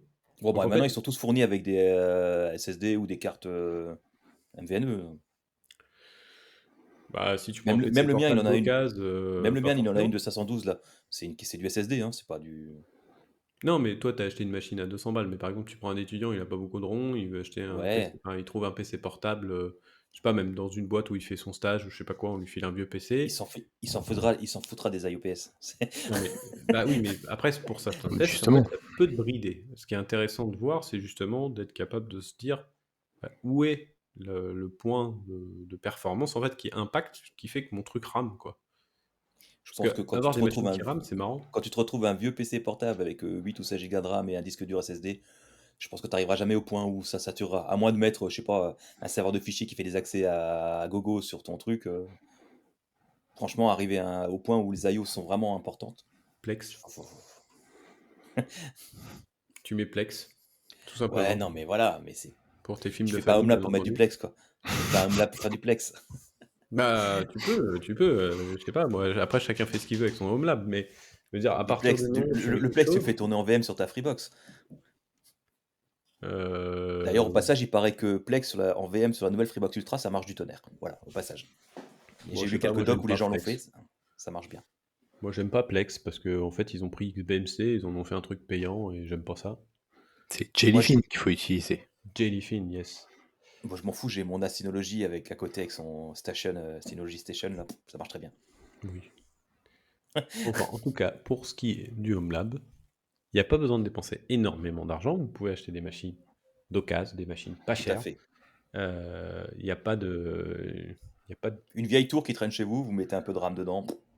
Ouais, un peu de RAM et puis à la limite 2 disques pour histoire 2. Moi, Si Je sais possible, pas, du SSD surtout. j'ai une vieille tour qui traîne sous mes pieds avec un petit SSD et un disque classique derrière de 1 Tera. Je pense que je vais en faire un Homelab d'ailleurs. Bah oui, non mais voilà, tu prends Elle des traîne là, machines... ma fille l'utilise une fois de temps en temps. Mais... Ouais, mais bon, après, c'est pas très grave. Au pire, tu lui diras qu'elle l'utilise plus, et puis c'est tout. Ben non, mais elle a un portable à côté, puisqu'au lycée ils fournissent les portables. Donc Ah, En plus. c'est à la ça tour qu'ils sert plus à servent grand nos chose. impôts, du coup, alors, hein. C'est ça, Ouais, exactement. Filez des ouais. C'est PC dégueulasse. portables à tes gamins. Merci, merci les gars. De rien. Merci pour vos impôts. De rien. Ça fait plaisir. Au moins, ça sert à quelque chose, hein. Ouais. Non, mais par contre, oui, donc, du coup, pour en revenir à votre truc, vous prenez pas la tête, prenez ce que vous avez sous la main, installez des trucs, testez surtout, cherchez quand ça marche Amusez-vous. pas, cherchez pourquoi ça marche pas. C'est un home lab, le but c'est pas que ça marche tout le temps. Le but c'est que ça marche pas. Parce que c'est quand ça marche pas qu'on apprend le plus. C'est pour ça que je bosse sur Windows et pas sur Mac. Tu sais jamais quand tu démarres la machine si elle va démarrer et pourquoi, quoi. Donc du coup, c'est important de savoir pourquoi elle démarre pas. Ouais, mais par contre, tu vois, après quand tu montes ta boîte, bah, t'achètes un Mac parce que comme ça tu veux que ça marche. C'est ça. Tu veux un truc qui suive. Voilà. Je crois que c'est un des premiers gros trolls que j'ai lancé sur Mac Forever, je crois, à l'époque. Où j'ai dit, moi, j'en peux plus de mon iMac, putain, quand je le démarre, il marche, quoi. Oui, bah Si voilà, j'aime bien mon Windows, quand il démarre, je suis jamais sûr qu'il va démarrer, quoi. c'est ça. Et je crois que c'est le premier gros troll que j'ai lancé à l'époque. Ouais, c'était drôle. Oui, non, mais après on troll, mais bon, ça s'est quand même amélioré le monde Oui, bah non, Microsoft mais c'était une par blague, c'était une rapport blague. à Windows 95. J'utilise tout. Bah, Donc voilà, 3.1, ouais, non, c'était mais c'est stable. sûr, faut s'amuser, faites-vous plaisir, trouvez-vous un petit matos pas cher, ou même ce qui traîne à la maison. Moi, j'ai plein de morceaux de machines qui traînent, je suis sûr que je peux me monter une machine. J'ai Ouais, une tour c'est qui ça. traîne quelque part, je dois avoir des disques qui traînent, des cartes, enfin, je peux me monter un petit Homelab de 8 Go facilement, je pense. Je crois qu'on a tous du matos à la maison. Ouais. Voilà, moi j'ai 3-4 nuques là, qui traînent, qui servent à rien. Donc, Mais pourquoi tu les utilises pas? Pourquoi tu les mets pas sur le bon coin? Voilà, pourquoi? Je sais pas. Eh, Non, mais en plus, Ah, j'ai trouvé une carte. Quoi? tu l'as mis dans le carton au cas où on en aurait besoin. Oui, c'est ouais, ça, au cas où, ouais, voilà. le carton. Combien vous avez de cartons? Moi, j'en ai 3. Mais 3 gros d'écran. En fait, j'ai plusieurs écrans à l'époque, des CRT, hein, putain, ça fait vieux. Et le plus gros que j'avais, c'était un 21 pouces, je crois. Et j'ai encore le carton, il est plein de bordel, quoi. Un carton de 21 pouces CRT, pour ceux qui y voient, c'est gros, hein. Oui, c'est très très gros. Dans une grosse télé, quoi. Et j'en ai 3 comme ça, quoi. Enfin, un des plus petits écrans, mais voilà. Moi, j'ai Euh, des serveurs rackables au cas où. J'en ai. Non, mais c'est vrai, hein, j'ai des Dell, c'est des 380, je sais plus quoi. J'en ai 3. Et, j'ai deux serveurs HP, des tours.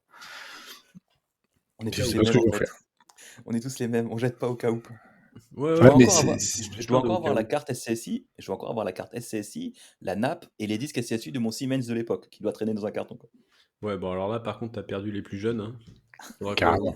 qu'on explique un petit peu justement l'évolution du stockage. Ça peut être un bon Ouais, on podcast à pourrait en faire. parler sur un autre épisode parce que Ça là, pourrait on être va arriver sympa, à la ouais. fin. On va arriver à la Ça fin. pourrait être sympa. Ouais, on va On arriver à a la tous fin. on a tous des prérogatives familiales le matin. Alors, vu qu'on arrive à la fin, pour le coup, je vais juste vous parler d'une carte, d'une USB-C qui, pour moi, est juste top. Le prix, par contre, l'est pas du tout. Non, mais franchement, C'est je le trouve prix ça de, juste c'est le excellent. prix de mon mini PC. Bah écoute, je crois même qu'elle est plus chère. Mais pour le coup, elle est évolutive. C'est la Zima Board, je vous en ai déjà parlé, je sais pas si vous vous Ouais, ça rappelez. me dit, Ouais, il y ça a me dit Zine rien. aussi qui aime bien. Ouais, mais enfin, de toute façon, je vais certainement la commander, ça c'est certain. Mais Comme ça, elle traînera avec les nuques derrière. non, mais la carte de base, c'est quoi? C'est 64 $, je crois, si j'ai pas de bêtises. Donc C'est c'est ça, pas de énorme. base, ouais. Mais l'avantage de cette carte-là, c'est qu'elle est évolutive, elle est fanless déjà, donc, et elle prend pas beaucoup de place, c'est un peu la taille d'un NUC. Il y a 2 ports SATA dessus, tu peux alimenter 2 disques durs. Et si je dis pas de bêtises, elle peut aller jusqu'à 32 Go de RAM. Et c'est un Ouais. processeur en x86. Donc tu Alors, peux faire du. $64 de base, c'est la carte nue, hein. Oui, oui, oui, Ouais, bien mais sûr, alors, bien évidemment. moi, tu Bien vois, il y sûr. a un truc qui casse tout, c'est que c'est du gigabit. Oui, sur la carte par défaut, mais tu as une port d'extension PCI Express qui te permet de mettre des cartes jusqu'à 10 gigabits. Mhm. Et ouais. Mhm, mhm. Ah, on l'entend plus là. Là, ils ont des Ah, bundles, ah. ils ont des bundles tout prêts assez sympathiques, hein. Ouais, ouais, et en plus, t'as même une sorte de petite baie où tu peux racker plusieurs imaboards dedans et tout. Enfin, franchement, le truc sur le Ouais. papier a l'air vraiment très cool. Oh, elle est où la Et, belle? hein? Elle est où la belle? La belle. La Tu la belle? vois dans les bundles un peu plus bas quand tu mets sur acheter, quand tu vas sur acheter. Ah, c'est Dans le bundle à, tout. Non, mais qu'est-ce qui me. dans le bundle à Regarde, 144 $, tu genre as là, dans le bundle à 144 $, tu as la carte, 16 Go de RAM, la power supply, le mini DisplayPort, la petite baie et un SATA Y câble. Mhm. tu vois, t'as 2 ports RJ45 par défaut dessus. Enfin, t'as vraiment des trucs super cool que tu peux Ouais, faire. pas mal. Et à la base, c'est un projet Kickstarter, si je dis pas de bêtises. Oui. Alors, je sais pas si vous avez fait gaffe, la référence c'est 232, 432, 832. En fait, c'est tout simplement 2 Go de RAM, 32 Go de stockage, 4 Go de RAM, 32 Go de stockage, 8 Go de RAM, 32 Go de stockage. Ouais, Ouais, ils ont mais le moi, personal cloud aussi. Ouais, et franchement, c'est un truc qui, perso, me botte énormément. Ça a l'air mignon. Ouais, ouais, ouais. ouais, Et je pense que je vais en acheter une pour le test, mais même en termes d'encombrement et tout, je pense que c'est plutôt cool et c'est déjà, à mon sens, mieux que le Raspberry Pi 4. Pi 5, pardon. Bah, le Pi 5, quand tu vois le prix, Ça les devient Raspberry, débile. les Raspberry Pi, c'est devenu cher. ouais, c'est devenu beaucoup trop cher en fait. Mais Euh, à la limite, partez sur du. C'est quoi? C'est Banana Pi, je crois. ouais. Ils Moi, ont beaucoup plus de cartes différentes en plus. Il y a j'avais Banana commencé, Pi, j'avais commencé Docker sur un Raspberry Roborock. Pi mode clavier, là. Le Raspberry Pi 4 en clavier, que j'avais gagné à un jeu Microsoft. Et j'avais commencé à mettre du Docker là-dessus. Maintenant, ça sert à autre chose, mais voilà. J'avais commencé avec ça aussi. Ah, mais Raspberry Pi sur le papier est top, mais en fait, tout ce qui promettait, c'est pas fait. Si t'écoutes le truc qui te proposait de faire tout un tas de projets, de systèmes embarqués et tout ça, aujourd'hui, qu'est-ce qui est sorti? Qu'est-ce qui fonctionne? Sous Pi 4 ou Pi 5 ou tout ce que tu Oui, veux. non, mais il y en a plein des trucs qui fonctionnent, c'est pas ça. C'est juste que, en fait, quand tu prends le prix de base, à la base, quand le A était sorti, je crois que c'était 20 euros. Ouais. Maintenant, t'es à 150 balles. Oui, bon, c'est comme tout, tout a augmenté, hein. Ouais, Ça mais coûte même beaucoup le moins cher. Raspberry Pi, c'est quoi? C'est le W? Je sais plus quoi, là. J'en ai un qui traîne, je crois.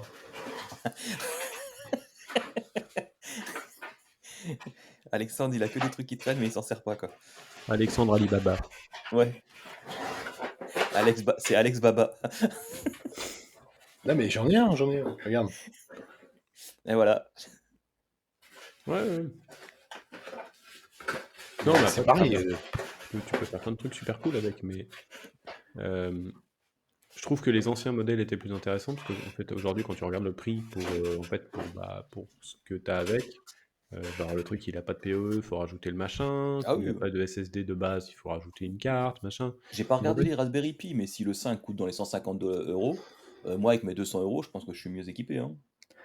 Puis même en termes de consommation, hein, aujourd'hui on est proche d'une carte, enfin d'un PC un peu comme le tien, comme le N100. Bien évidemment en pleine charge, mais Oui. c'est plus ça. Je trouve que c'est, je sais pas. Banana Pi, pour le coup, ils ont beaucoup plus de cartes avec des formats différents, avec tout un tas de ports différents, pour des usages justement différents. Tu veux faire un modem routeur chez toi à base de SBC, tu peux acheter une carte Banana Pi pour même pas 100 balles, je crois, et puis t'as 5 ou 6 ports en 2,5 gigabits. Enfin, tu peux faire des trucs vraiment cool. Mais je connaissais pas Banana Pi. Ouais.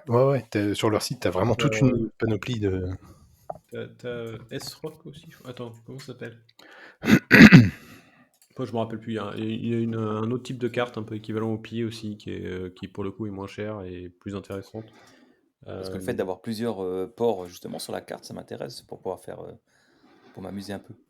Ouais, tu prends le M7, je crois, si je Oui, dis pas de je suis dessus bêtises. là, ouais. C'est le M7 que je suis dessus. Alors, un projet Home Lab sympa aussi à faire pour la maison. Installer un proxy. Un proxy. Piole. Non, un vrai proxy, je parle. Parce Ça, que ça prend beaucoup de choses c'était en mon fait. prochain, c'était ma prochaine étape, ça, de mettre un vrai proxy vraiment pour gérer le.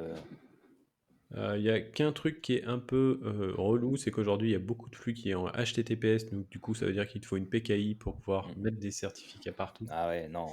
Et c'est super drôle. Non, franchement c'est super drôle. Moi je l'ai déjà fait, et franchement c'était génial. Faudrait que je le refasse d'ailleurs, parce que ma fille grandit, donc je me dis il va peut-être falloir que je mette des trucs pour qu'elle galère un peu pour trouver internet, sinon ce sera pas drôle. Ça se mérite, hein. Bah attends. On va faire un parcours du combattant. Voilà. Oui, une fois chez toi, mais une fois qu'elle sera à l'extérieur, tu vas te faire. Non, mais c'est juste pour le fun, hein. Trouve internet, tu l'auras. Oui. Non, mais pourquoi pas, hein. Et on peut tout faire. Bon, du coup, je te laisse le mot de la fin, Alex. Non, mais vas-y, je t'en prie. Fais-toi plaisir. C'est chez toi quand même, hein. Non, c'est à tout le monde, ce truc-là. Du coup, ouais. Bah, bref, pour en revenir à la fin, le Home Lab, il n'y a pas besoin d'avoir beaucoup d'argent, il n'y a pas besoin, enfin, même si c'est le PC que Mani vous a donné, vous pouvez faire des trucs avec. Et le but, en fait, c'est juste de se marrer et de faire des trucs qui n'ont peut-être pas d'intérêt comme ça, mais en fait, ça permet d'apprendre, en fait. Moi, franchement, j'ai appris plus dans mes Home Labs que même mon entreprise, en fait. Parce que tu testes des trucs que tu pourras pas tester en Ah entreprise. ouais, c'est clair. Ça marche, il y a une garantie de service, machin, etc. Là, en fait, tu t'en fous, quoi. Alors, par contre, faites juste attention à un truc. Quand vous réinstallez votre serveur, n'oubliez pas de coupler les règles de NAT si vous en avez pour le SSH. En général, ça marche moins bien. Parce que par défaut, il y a toujours un mot de passe pourri. Donc, du coup, voilà. Ça m'est déjà arrivé. Donc, tu perds l'accès très rapidement sur ton propre serveur qui est à côté de toi et c'est très très con. C'est chiant. Ça parle d'expérience. Hein. Oui, Mhm. bah, c'est comme ça qu'on apprend, hein. On l'a tous fait. Hein. Du coup, j'installe mon serveur, je me dis, ouais, cool, C'est- trop bien, Je l'avais même machin. fait. Puis là, Je l'avais même fait sur mon déconnecté. Synology, moi. Hein. Tu sais, Ah, sur Synology, j'avais activé le firewall et je me suis fait déconnecter. J'avais pas mis les règles qu'il fallait. Je pouvais plus m'y connecter. Quoi. J'étais obligé de le reset pour pouvoir y retourner. Quoi. mais J'ai voilà, cliqué sur OK, activer les règles par défaut, déconnecté, plus rien, plus d'accès. Quoi. plus de Non, bras. moi, Voilà. sur les Switch que j'ai managés il y a pas très longtemps, j'ai modifié le VLAN pour l'administration, sauf que j'avais pas créé le VLAN en fait. Bref, donc du coup, j'ai perdu tout le Switch, donc j'ai dû reset. Enfin, c'était la merde. Ah, c'est Ouais, mais drôle. Qu'est-ce qu'on s'amuse dans nos métiers. Ah là là. justement, il faut le tester soi-même. Alors c'est Ah pareil, hein, ouais. même côté Home Lab, vous pouvez regarder tout ce qui est routeur, enfin firmware pour routeur open source, type OpenWRT, tous ces trucs-là. Bon, voilà. Amusez-vous surtout, faites-vous plaisir, comme d'hab. Ouais, voilà. Exactement. C'est le mot de la fin dans ce podcast, c'est amusez-vous, faites-vous plaisir. Faites-vous kiffer et faites attention quand même à faire en sorte que les choses soient utilisables pour les gens qui habitent chez vous, hein, ou si vous habitez Bon chez sang. eux aussi, ça marche. C'est important. Créer le Oui. besoin d'abord. Ah, mais c'est vrai. Il a raison en plus. Il a raison. Créer le besoin, ensuite, c'est beaucoup plus facile. Il est trop fort cet homme-là. Mais t'as vu, c'est énervant. Hein. Ouais, c'est énervant. Qu'est-ce qui. Allez, j'ai tout Ah, appris il de est. Coca-Cola. Voilà. On peut mettre la petite pub derrière Ouais. Je te mettrai ça, Ouais, y a pas de souci. du Coca-Cola, Microsoft, c'est tous un peu la même boîte, hein, la même idée. Hein. Oui. Non, pas Simplify, nous, on fait pas ça. Nah, Ils mais sont Non, pires, Simplify, ils sont pires. Simplify, vous êtes des gars sympas, quoi. nous, on est des gars cool. Des Voilà. gars et des filles, peut-être. Hein. Mais... Pardon? Des gars et des filles, peut-être. Je dis des gars, mais. Ah oui, bah c'est vrai, oui. Surtout que la patronne, Excuse-moi. c'est une femme, donc ça serait quand même Oui. dommage. Oui, c'est ce que j'allais dire, il y a que Taous chez vous, non? Non, on a aussi... parce que du coup, Simplified, c'est plusieurs entreprises. Donc du coup, il y a une entité où on a que des femmes. Bah, c'est bien Ah ouais? ça. Ouais. Ah, Le coworking, en fait, oui, c'est ce que j'allais dire, 100% c'est femmes. MyDR, c'est ça? Ouais. Après, Ouais. c'est vrai que dans la tech... En parlant de ça, si vous êtes sur Strasbourg, le MTG Strasbourg prépare un meet-up sur où sont les femmes dans la tech. Ouais, bah écoute, je te dirais bien la même chose parce que... Bah, en fait, non, on n'a pas... On a un speaker qui nous a proposé un sujet là-dessus sur où sont les femmes dans la tech. Ah, moi, j'en connais plein. Le problème, c'est que quand tu leur demandes de faire un podcast ou juste d'échanger, ils sont assez fermés Ouais, là-dessus. il faudrait Non, mais qu'on en pourrait, fait, on pourrait discuter un jour de l'inclusivité aussi avec certaines personnes que je connais et que je côtoie sur Twitter. Et je pense que tu aurais des surprises sur pourquoi le fait qu'elles le font pas.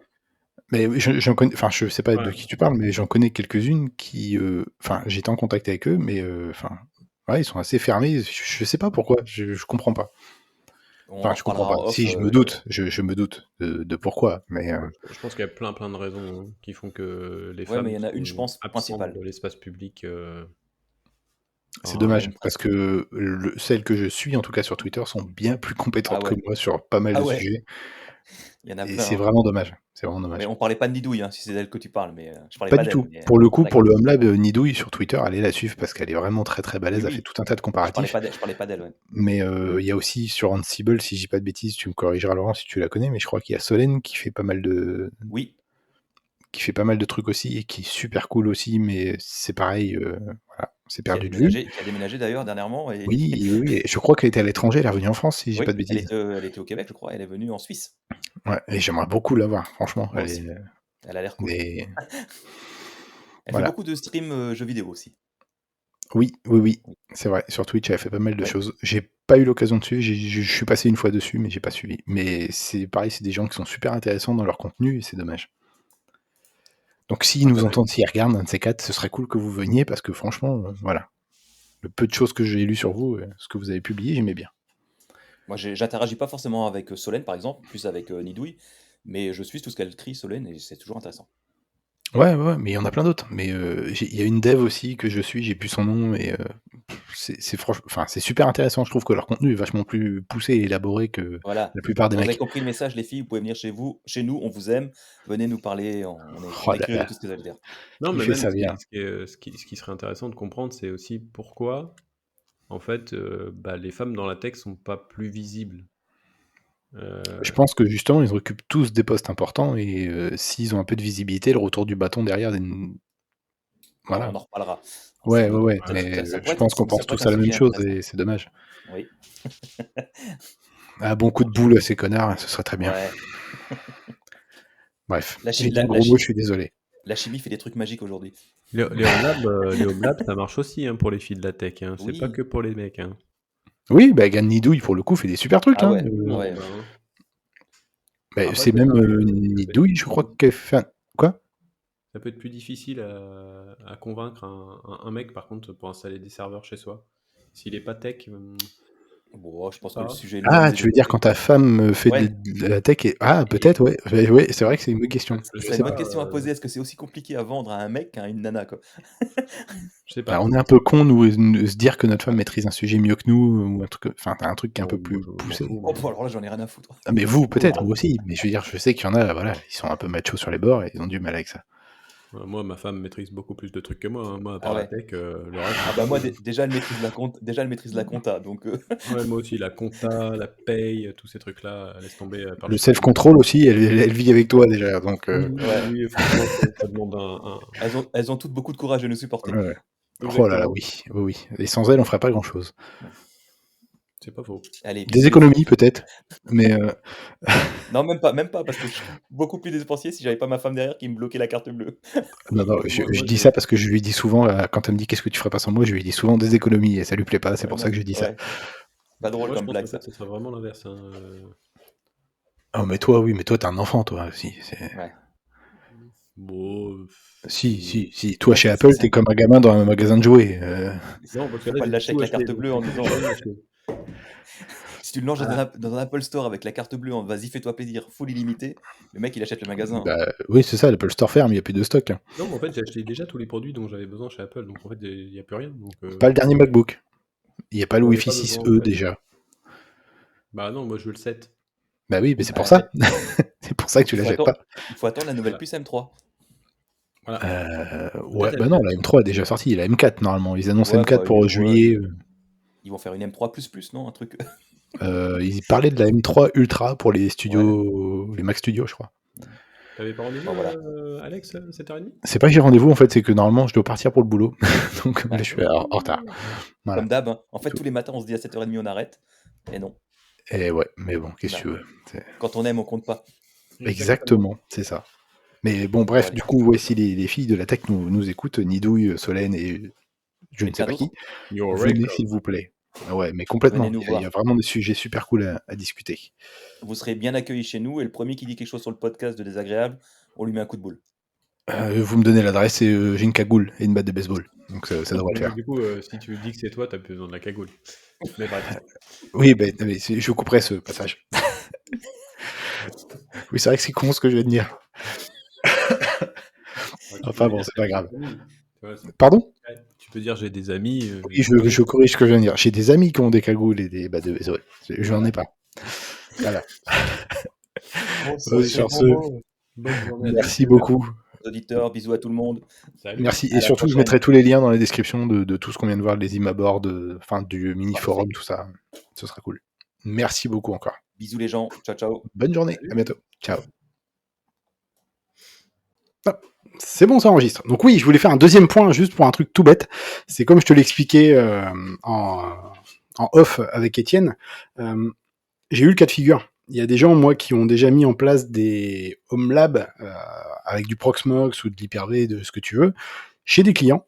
Donc avec deux NUC, admettons, en i5, 32 Go de RAM et 2 Tera, admettons, avec plusieurs VM dessus, ça marche très bien. Ils sont très contents du failover, mais aujourd'hui, comment tu vends une nouvelle infra, tu vois? Dans le sens où le home lab marchait très bien en atelier pour tester éventuellement ce que le client avait besoin. Finalement, ils ont vendu la solution complète du home lab avec la partie hardware, donc des ordinateurs classiques qui ne sont pas du tout faits pour ça à la base, faut bien le préciser, qui sont pas évolutifs et tout ce que tu veux, pas d'alimentation redondante et tout ça, mais il y a quand même le failover. Alors du coup, Tu donnes déjà des raisons.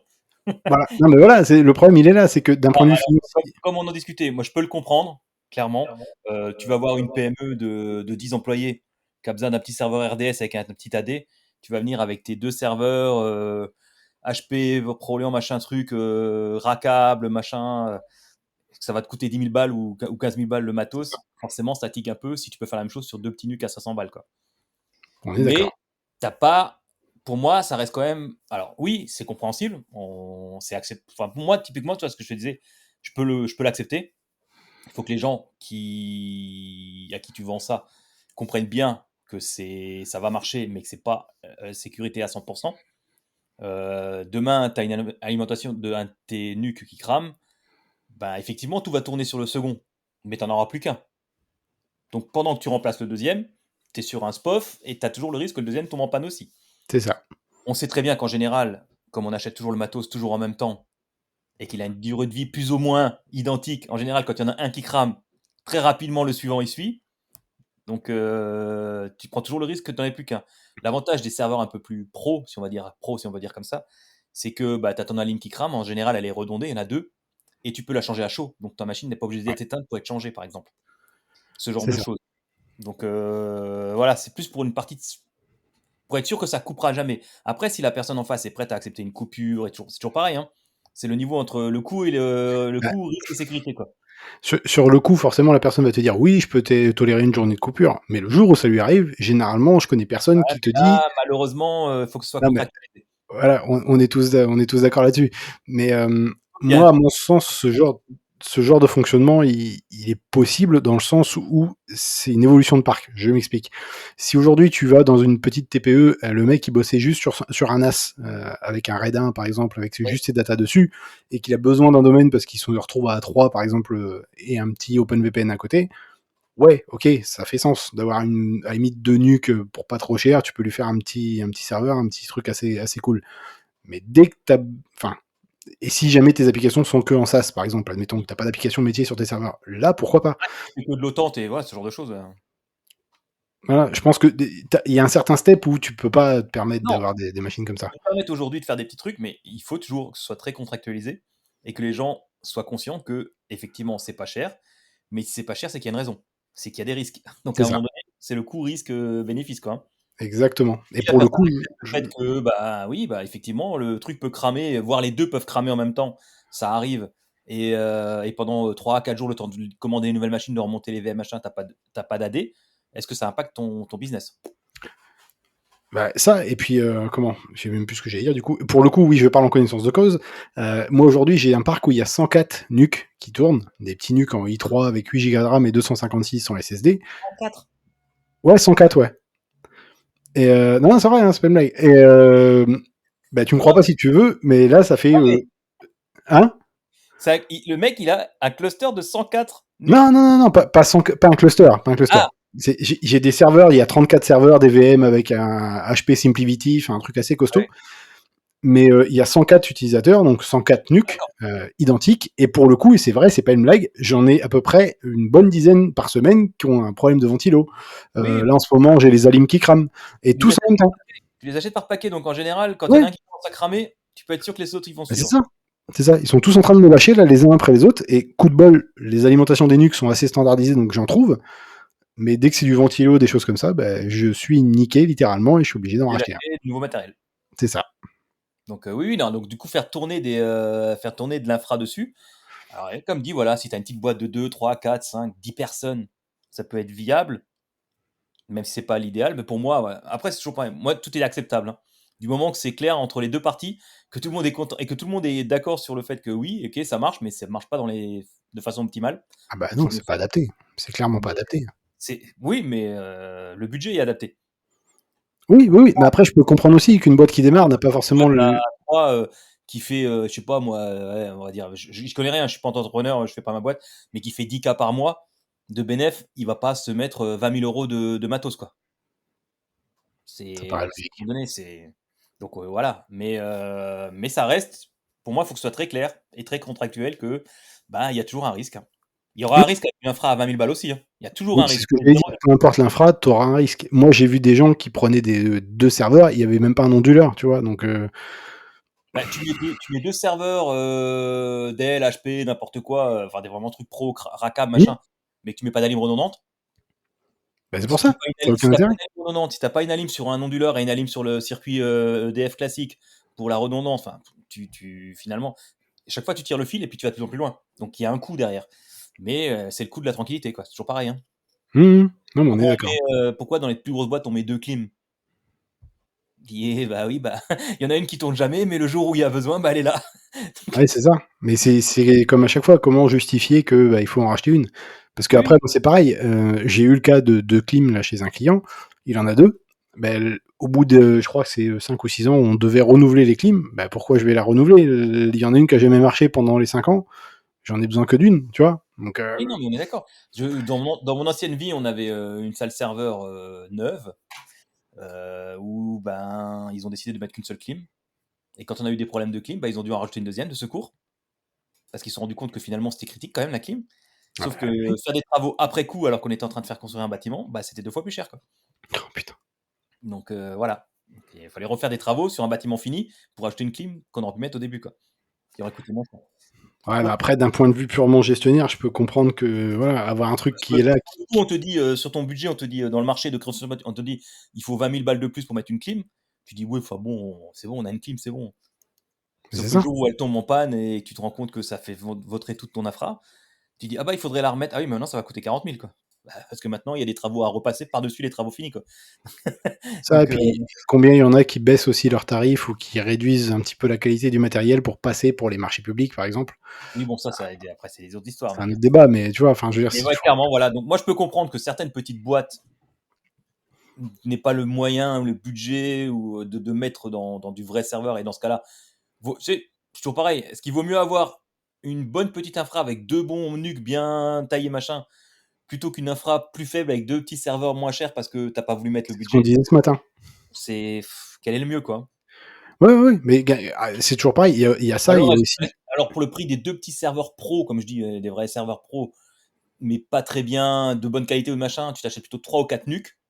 Tu mets un peu plus dans les NUC ou t'en achètes plus pour vraiment faire de la vraie redondance. Peut-être que, voilà.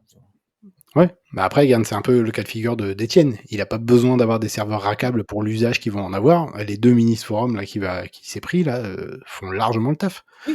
Alors, Mais est-ce que ces 2 petits PC pour 1500 balles ne feront pas l'affaire pour une boîte qui a 10 personnes, qui a juste besoin d'un AD, d'un OpenVPN et d'un. Voilà. Moi, je peux le comprendre. Après, il faut juste que les choses soient. C'est toujours pareil, il faut que les choses soient claires et que tout le monde soit au courant que, ben oui, effectivement, s'il y a une coupure, ben, ça peut prendre X jours pour retourner du matos, avoir quelque chose, remonter quelque chose. ouais, j'ai envie de te dire, vu le prix du matos, ça vaut peut-être le coup d'en prévoir un en plus Oui. au cas où. Hein. Oui, mais dans ce cas-là, tu dis au client, bah, du coup, on en met 3. On en met 3, on en Ça. met un de côté, ou pour pièces détachées, ou pour remplacer un qui cramerait. Ouais, Voilà. carrément. Dans mon ancienne boîte, on avait des switches, hein, par exemple. Des switches et des routeurs de secours. Qui servaient Ouais. à rien, qui étaient là juste au cas où. Si un switch cramait, on le changeait, quoi. Ah bah là, moi aujourd'hui, j'ai un client avec deux Storm Shield, deux gros UTM, et il y en a un qui est là depuis 3 ans, qui a jamais tourné, mais il est Au là. cas où. Bah oui, non, mais voilà. Donc, c'est des choses qui se prévoient. Donc, voilà. Est-ce qu'il vaut mieux une bonne petite infra avec des petites machines plutôt qu'une mauvaise grosse infra? J'ai un truc. Quand t'as pas de grosses exigences, moi, ça me choque Après, pas. ça dépend aussi de ton service IT. Si le mec maîtrise vachement bien les NUC, admettons, et éventuellement Proxmox est super bien paramétré, que la redondance est quasi transparente. Oui, bah après, service IT dans des boîtes où il y a 3 personnes, il n'y en a pas, hein. En général, c'est Non, après. non, mais je veux dire, après, c'est toujours pareil, ça dépend de l'outil. T'as beau Oui, donner, comment, je vais dire une bêtise, tu donnes une Ferrari à un mec qui a jamais touché un volant, bah, il saura pas le conduire. Donc, oui, bah après, c'est toujours compliqué de justifier des coûts, mais c'est vrai qu'on a tendance à définir l'informatique comme un centre de coûts, donc forcément, ça coûte cher, quoi.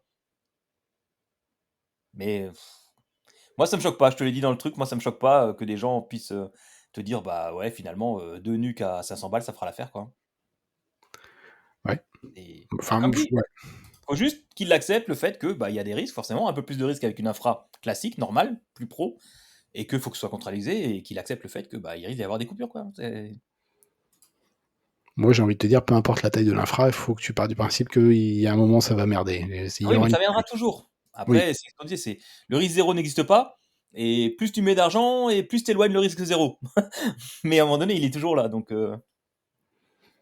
c'est comme la sécurité, hein. oui, ouais, ouais, ouais. La question, c'est pas de savoir si tu vas te faire hacker, hein, c'est de savoir quand. Mais c'est ça. C'est quand tu expliques ça Un aux jour gens, ou les l'autre, gens tu ils te disent feras mais avoir. Un non, jour, ça n'arrivera pas. on se fera tous avoir.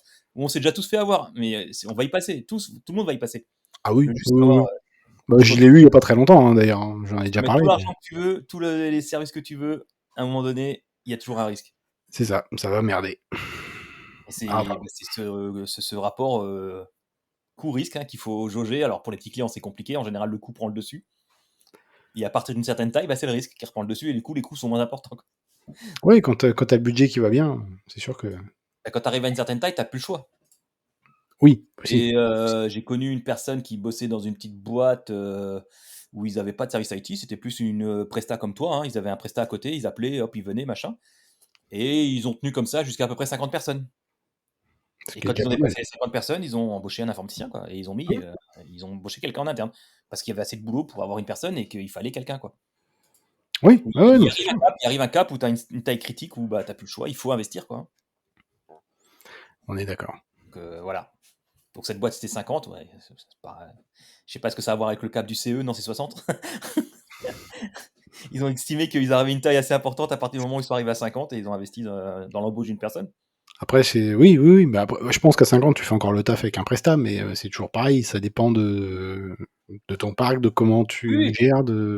Après, tu arrives à un moment où la personne appelle et puis le prestat, il vient que 2 jours après, donc ton PC il est mort pendant 2 jours. Enfin voilà, C'est tu ça. peux pas être là à la minute non plus, hein, tu pas là sur place. Donc tu as d'autres clients, tu as d'autres trucs.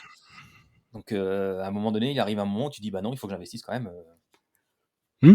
Voilà. Et puis Oui, cette boîte faisait du RDS, hein. Ils ont fait du RDS, même à 50, ils avaient un petit serveur RDS en VM et tout machin. Donc ils avaient un serveur ils avaient une baie dans une petite salle climatisée. C'était même pas une salle machine, hein. C'était un bureau climatisé. Ils avaient leur baie là-dedans avec leur petite infra mais ça leur suffisait. ouais, c'est ça. Si ça suffit, ça sert à rien de prendre beaucoup plus. Mais bon. Ouais, 3 petits serveurs RDS, voilà, un petit serveur AD, puis ça roulait, quoi. Ils avaient pas besoin de plus, quoi. J'aime bien moi les petites infras. C'est con, hein, mais je trouve ça Oui. sympa des fois. Je t'avouerai que quand ils ont cherché à embaucher quelqu'un pour gérer l'infra, enfin tout chez eux, hein, le réseau, la téléphonie, enfin le mec il gère tout. Je me suis même posé la question, je me dis putain, j'irais bien le faire moi, toucher à tout comme ça. Bah, c'est sympa. Franchement, moi j'aime bien. Ça te Après, permet d'être au courant un petit peu de tout ce qui se passe, quoi. ouais. Donc voilà, voilà, moi ça me choque pas les clients qui, qui, qui, qui expriment ce besoin de dire bah non, finalement si ça tourne sur un home lab de 500 €, pourquoi je vais m'embêter? Mais en acceptant les conséquences qui vont avec. Voilà, tu peux pas gagner sur tous les tableaux. Non, bah non, de toute façon. Puis peu importe ce que tu mettras en place, ce sera jamais assez au top, au taquet, au parfait, tout ce que tu Et veux. après, voilà, comme je te disais dans le chat, si vraiment, vraiment, vraiment il est un peu relou et qu'il roule dans une belle voiture, tu peux lui dire qu'en 2 chevaux, il fera le même trajet. Il n'a pas On besoin est d'une d'accord. Ferrari. En 2 chevaux, ça roulera pareil. Ouais, mais on est d'accord. On est Non, mais d'accord. c'est le même principe. Non, mais c'est ça. C'est exactement ça. Pas besoin d'une Ferrari pour aller chercher ton pain au bout de la rue. Avec une 2 chevaux, tu le fais aussi. Ouais, mais t'as pas la classe en 2 chevaux. Quoique Bah, maintenant, vu la cote de la 2 chevaux, t'as peut-être plus de classe en 2 chevaux aujourd'hui, quand c'est même. pareil l'infra. Quand tu es en réunion avec tes copains patrons, tu peux dire moi, j'ai une superbe infra, les gars. Dans, Ça peut dans un de mes premiers boulots, la salle informatique était vitrée. Hein, pour, ouais. Bah, pour, c'est chez Microsoft, c'est comme ça. Ils ont un data center interne à Paris là. pour qu'on voit les machines et tout machin, parce qu'on Ouais. avait une belle salle et tout. J'aime bien, moi, ça fait classe. Franchement, c'est cool. Après, pour les questions de sécurité, c'était plus aux normes. Incendie et tout. Avec les gaz, tu sais, les gaz pour extinction Ouais. des trucs. Ça restait plus à la pression. Mais voilà, donc c'était cool. Donc, c'est aussi beau d'avoir une belle salle machine, avec des belles machines et tout.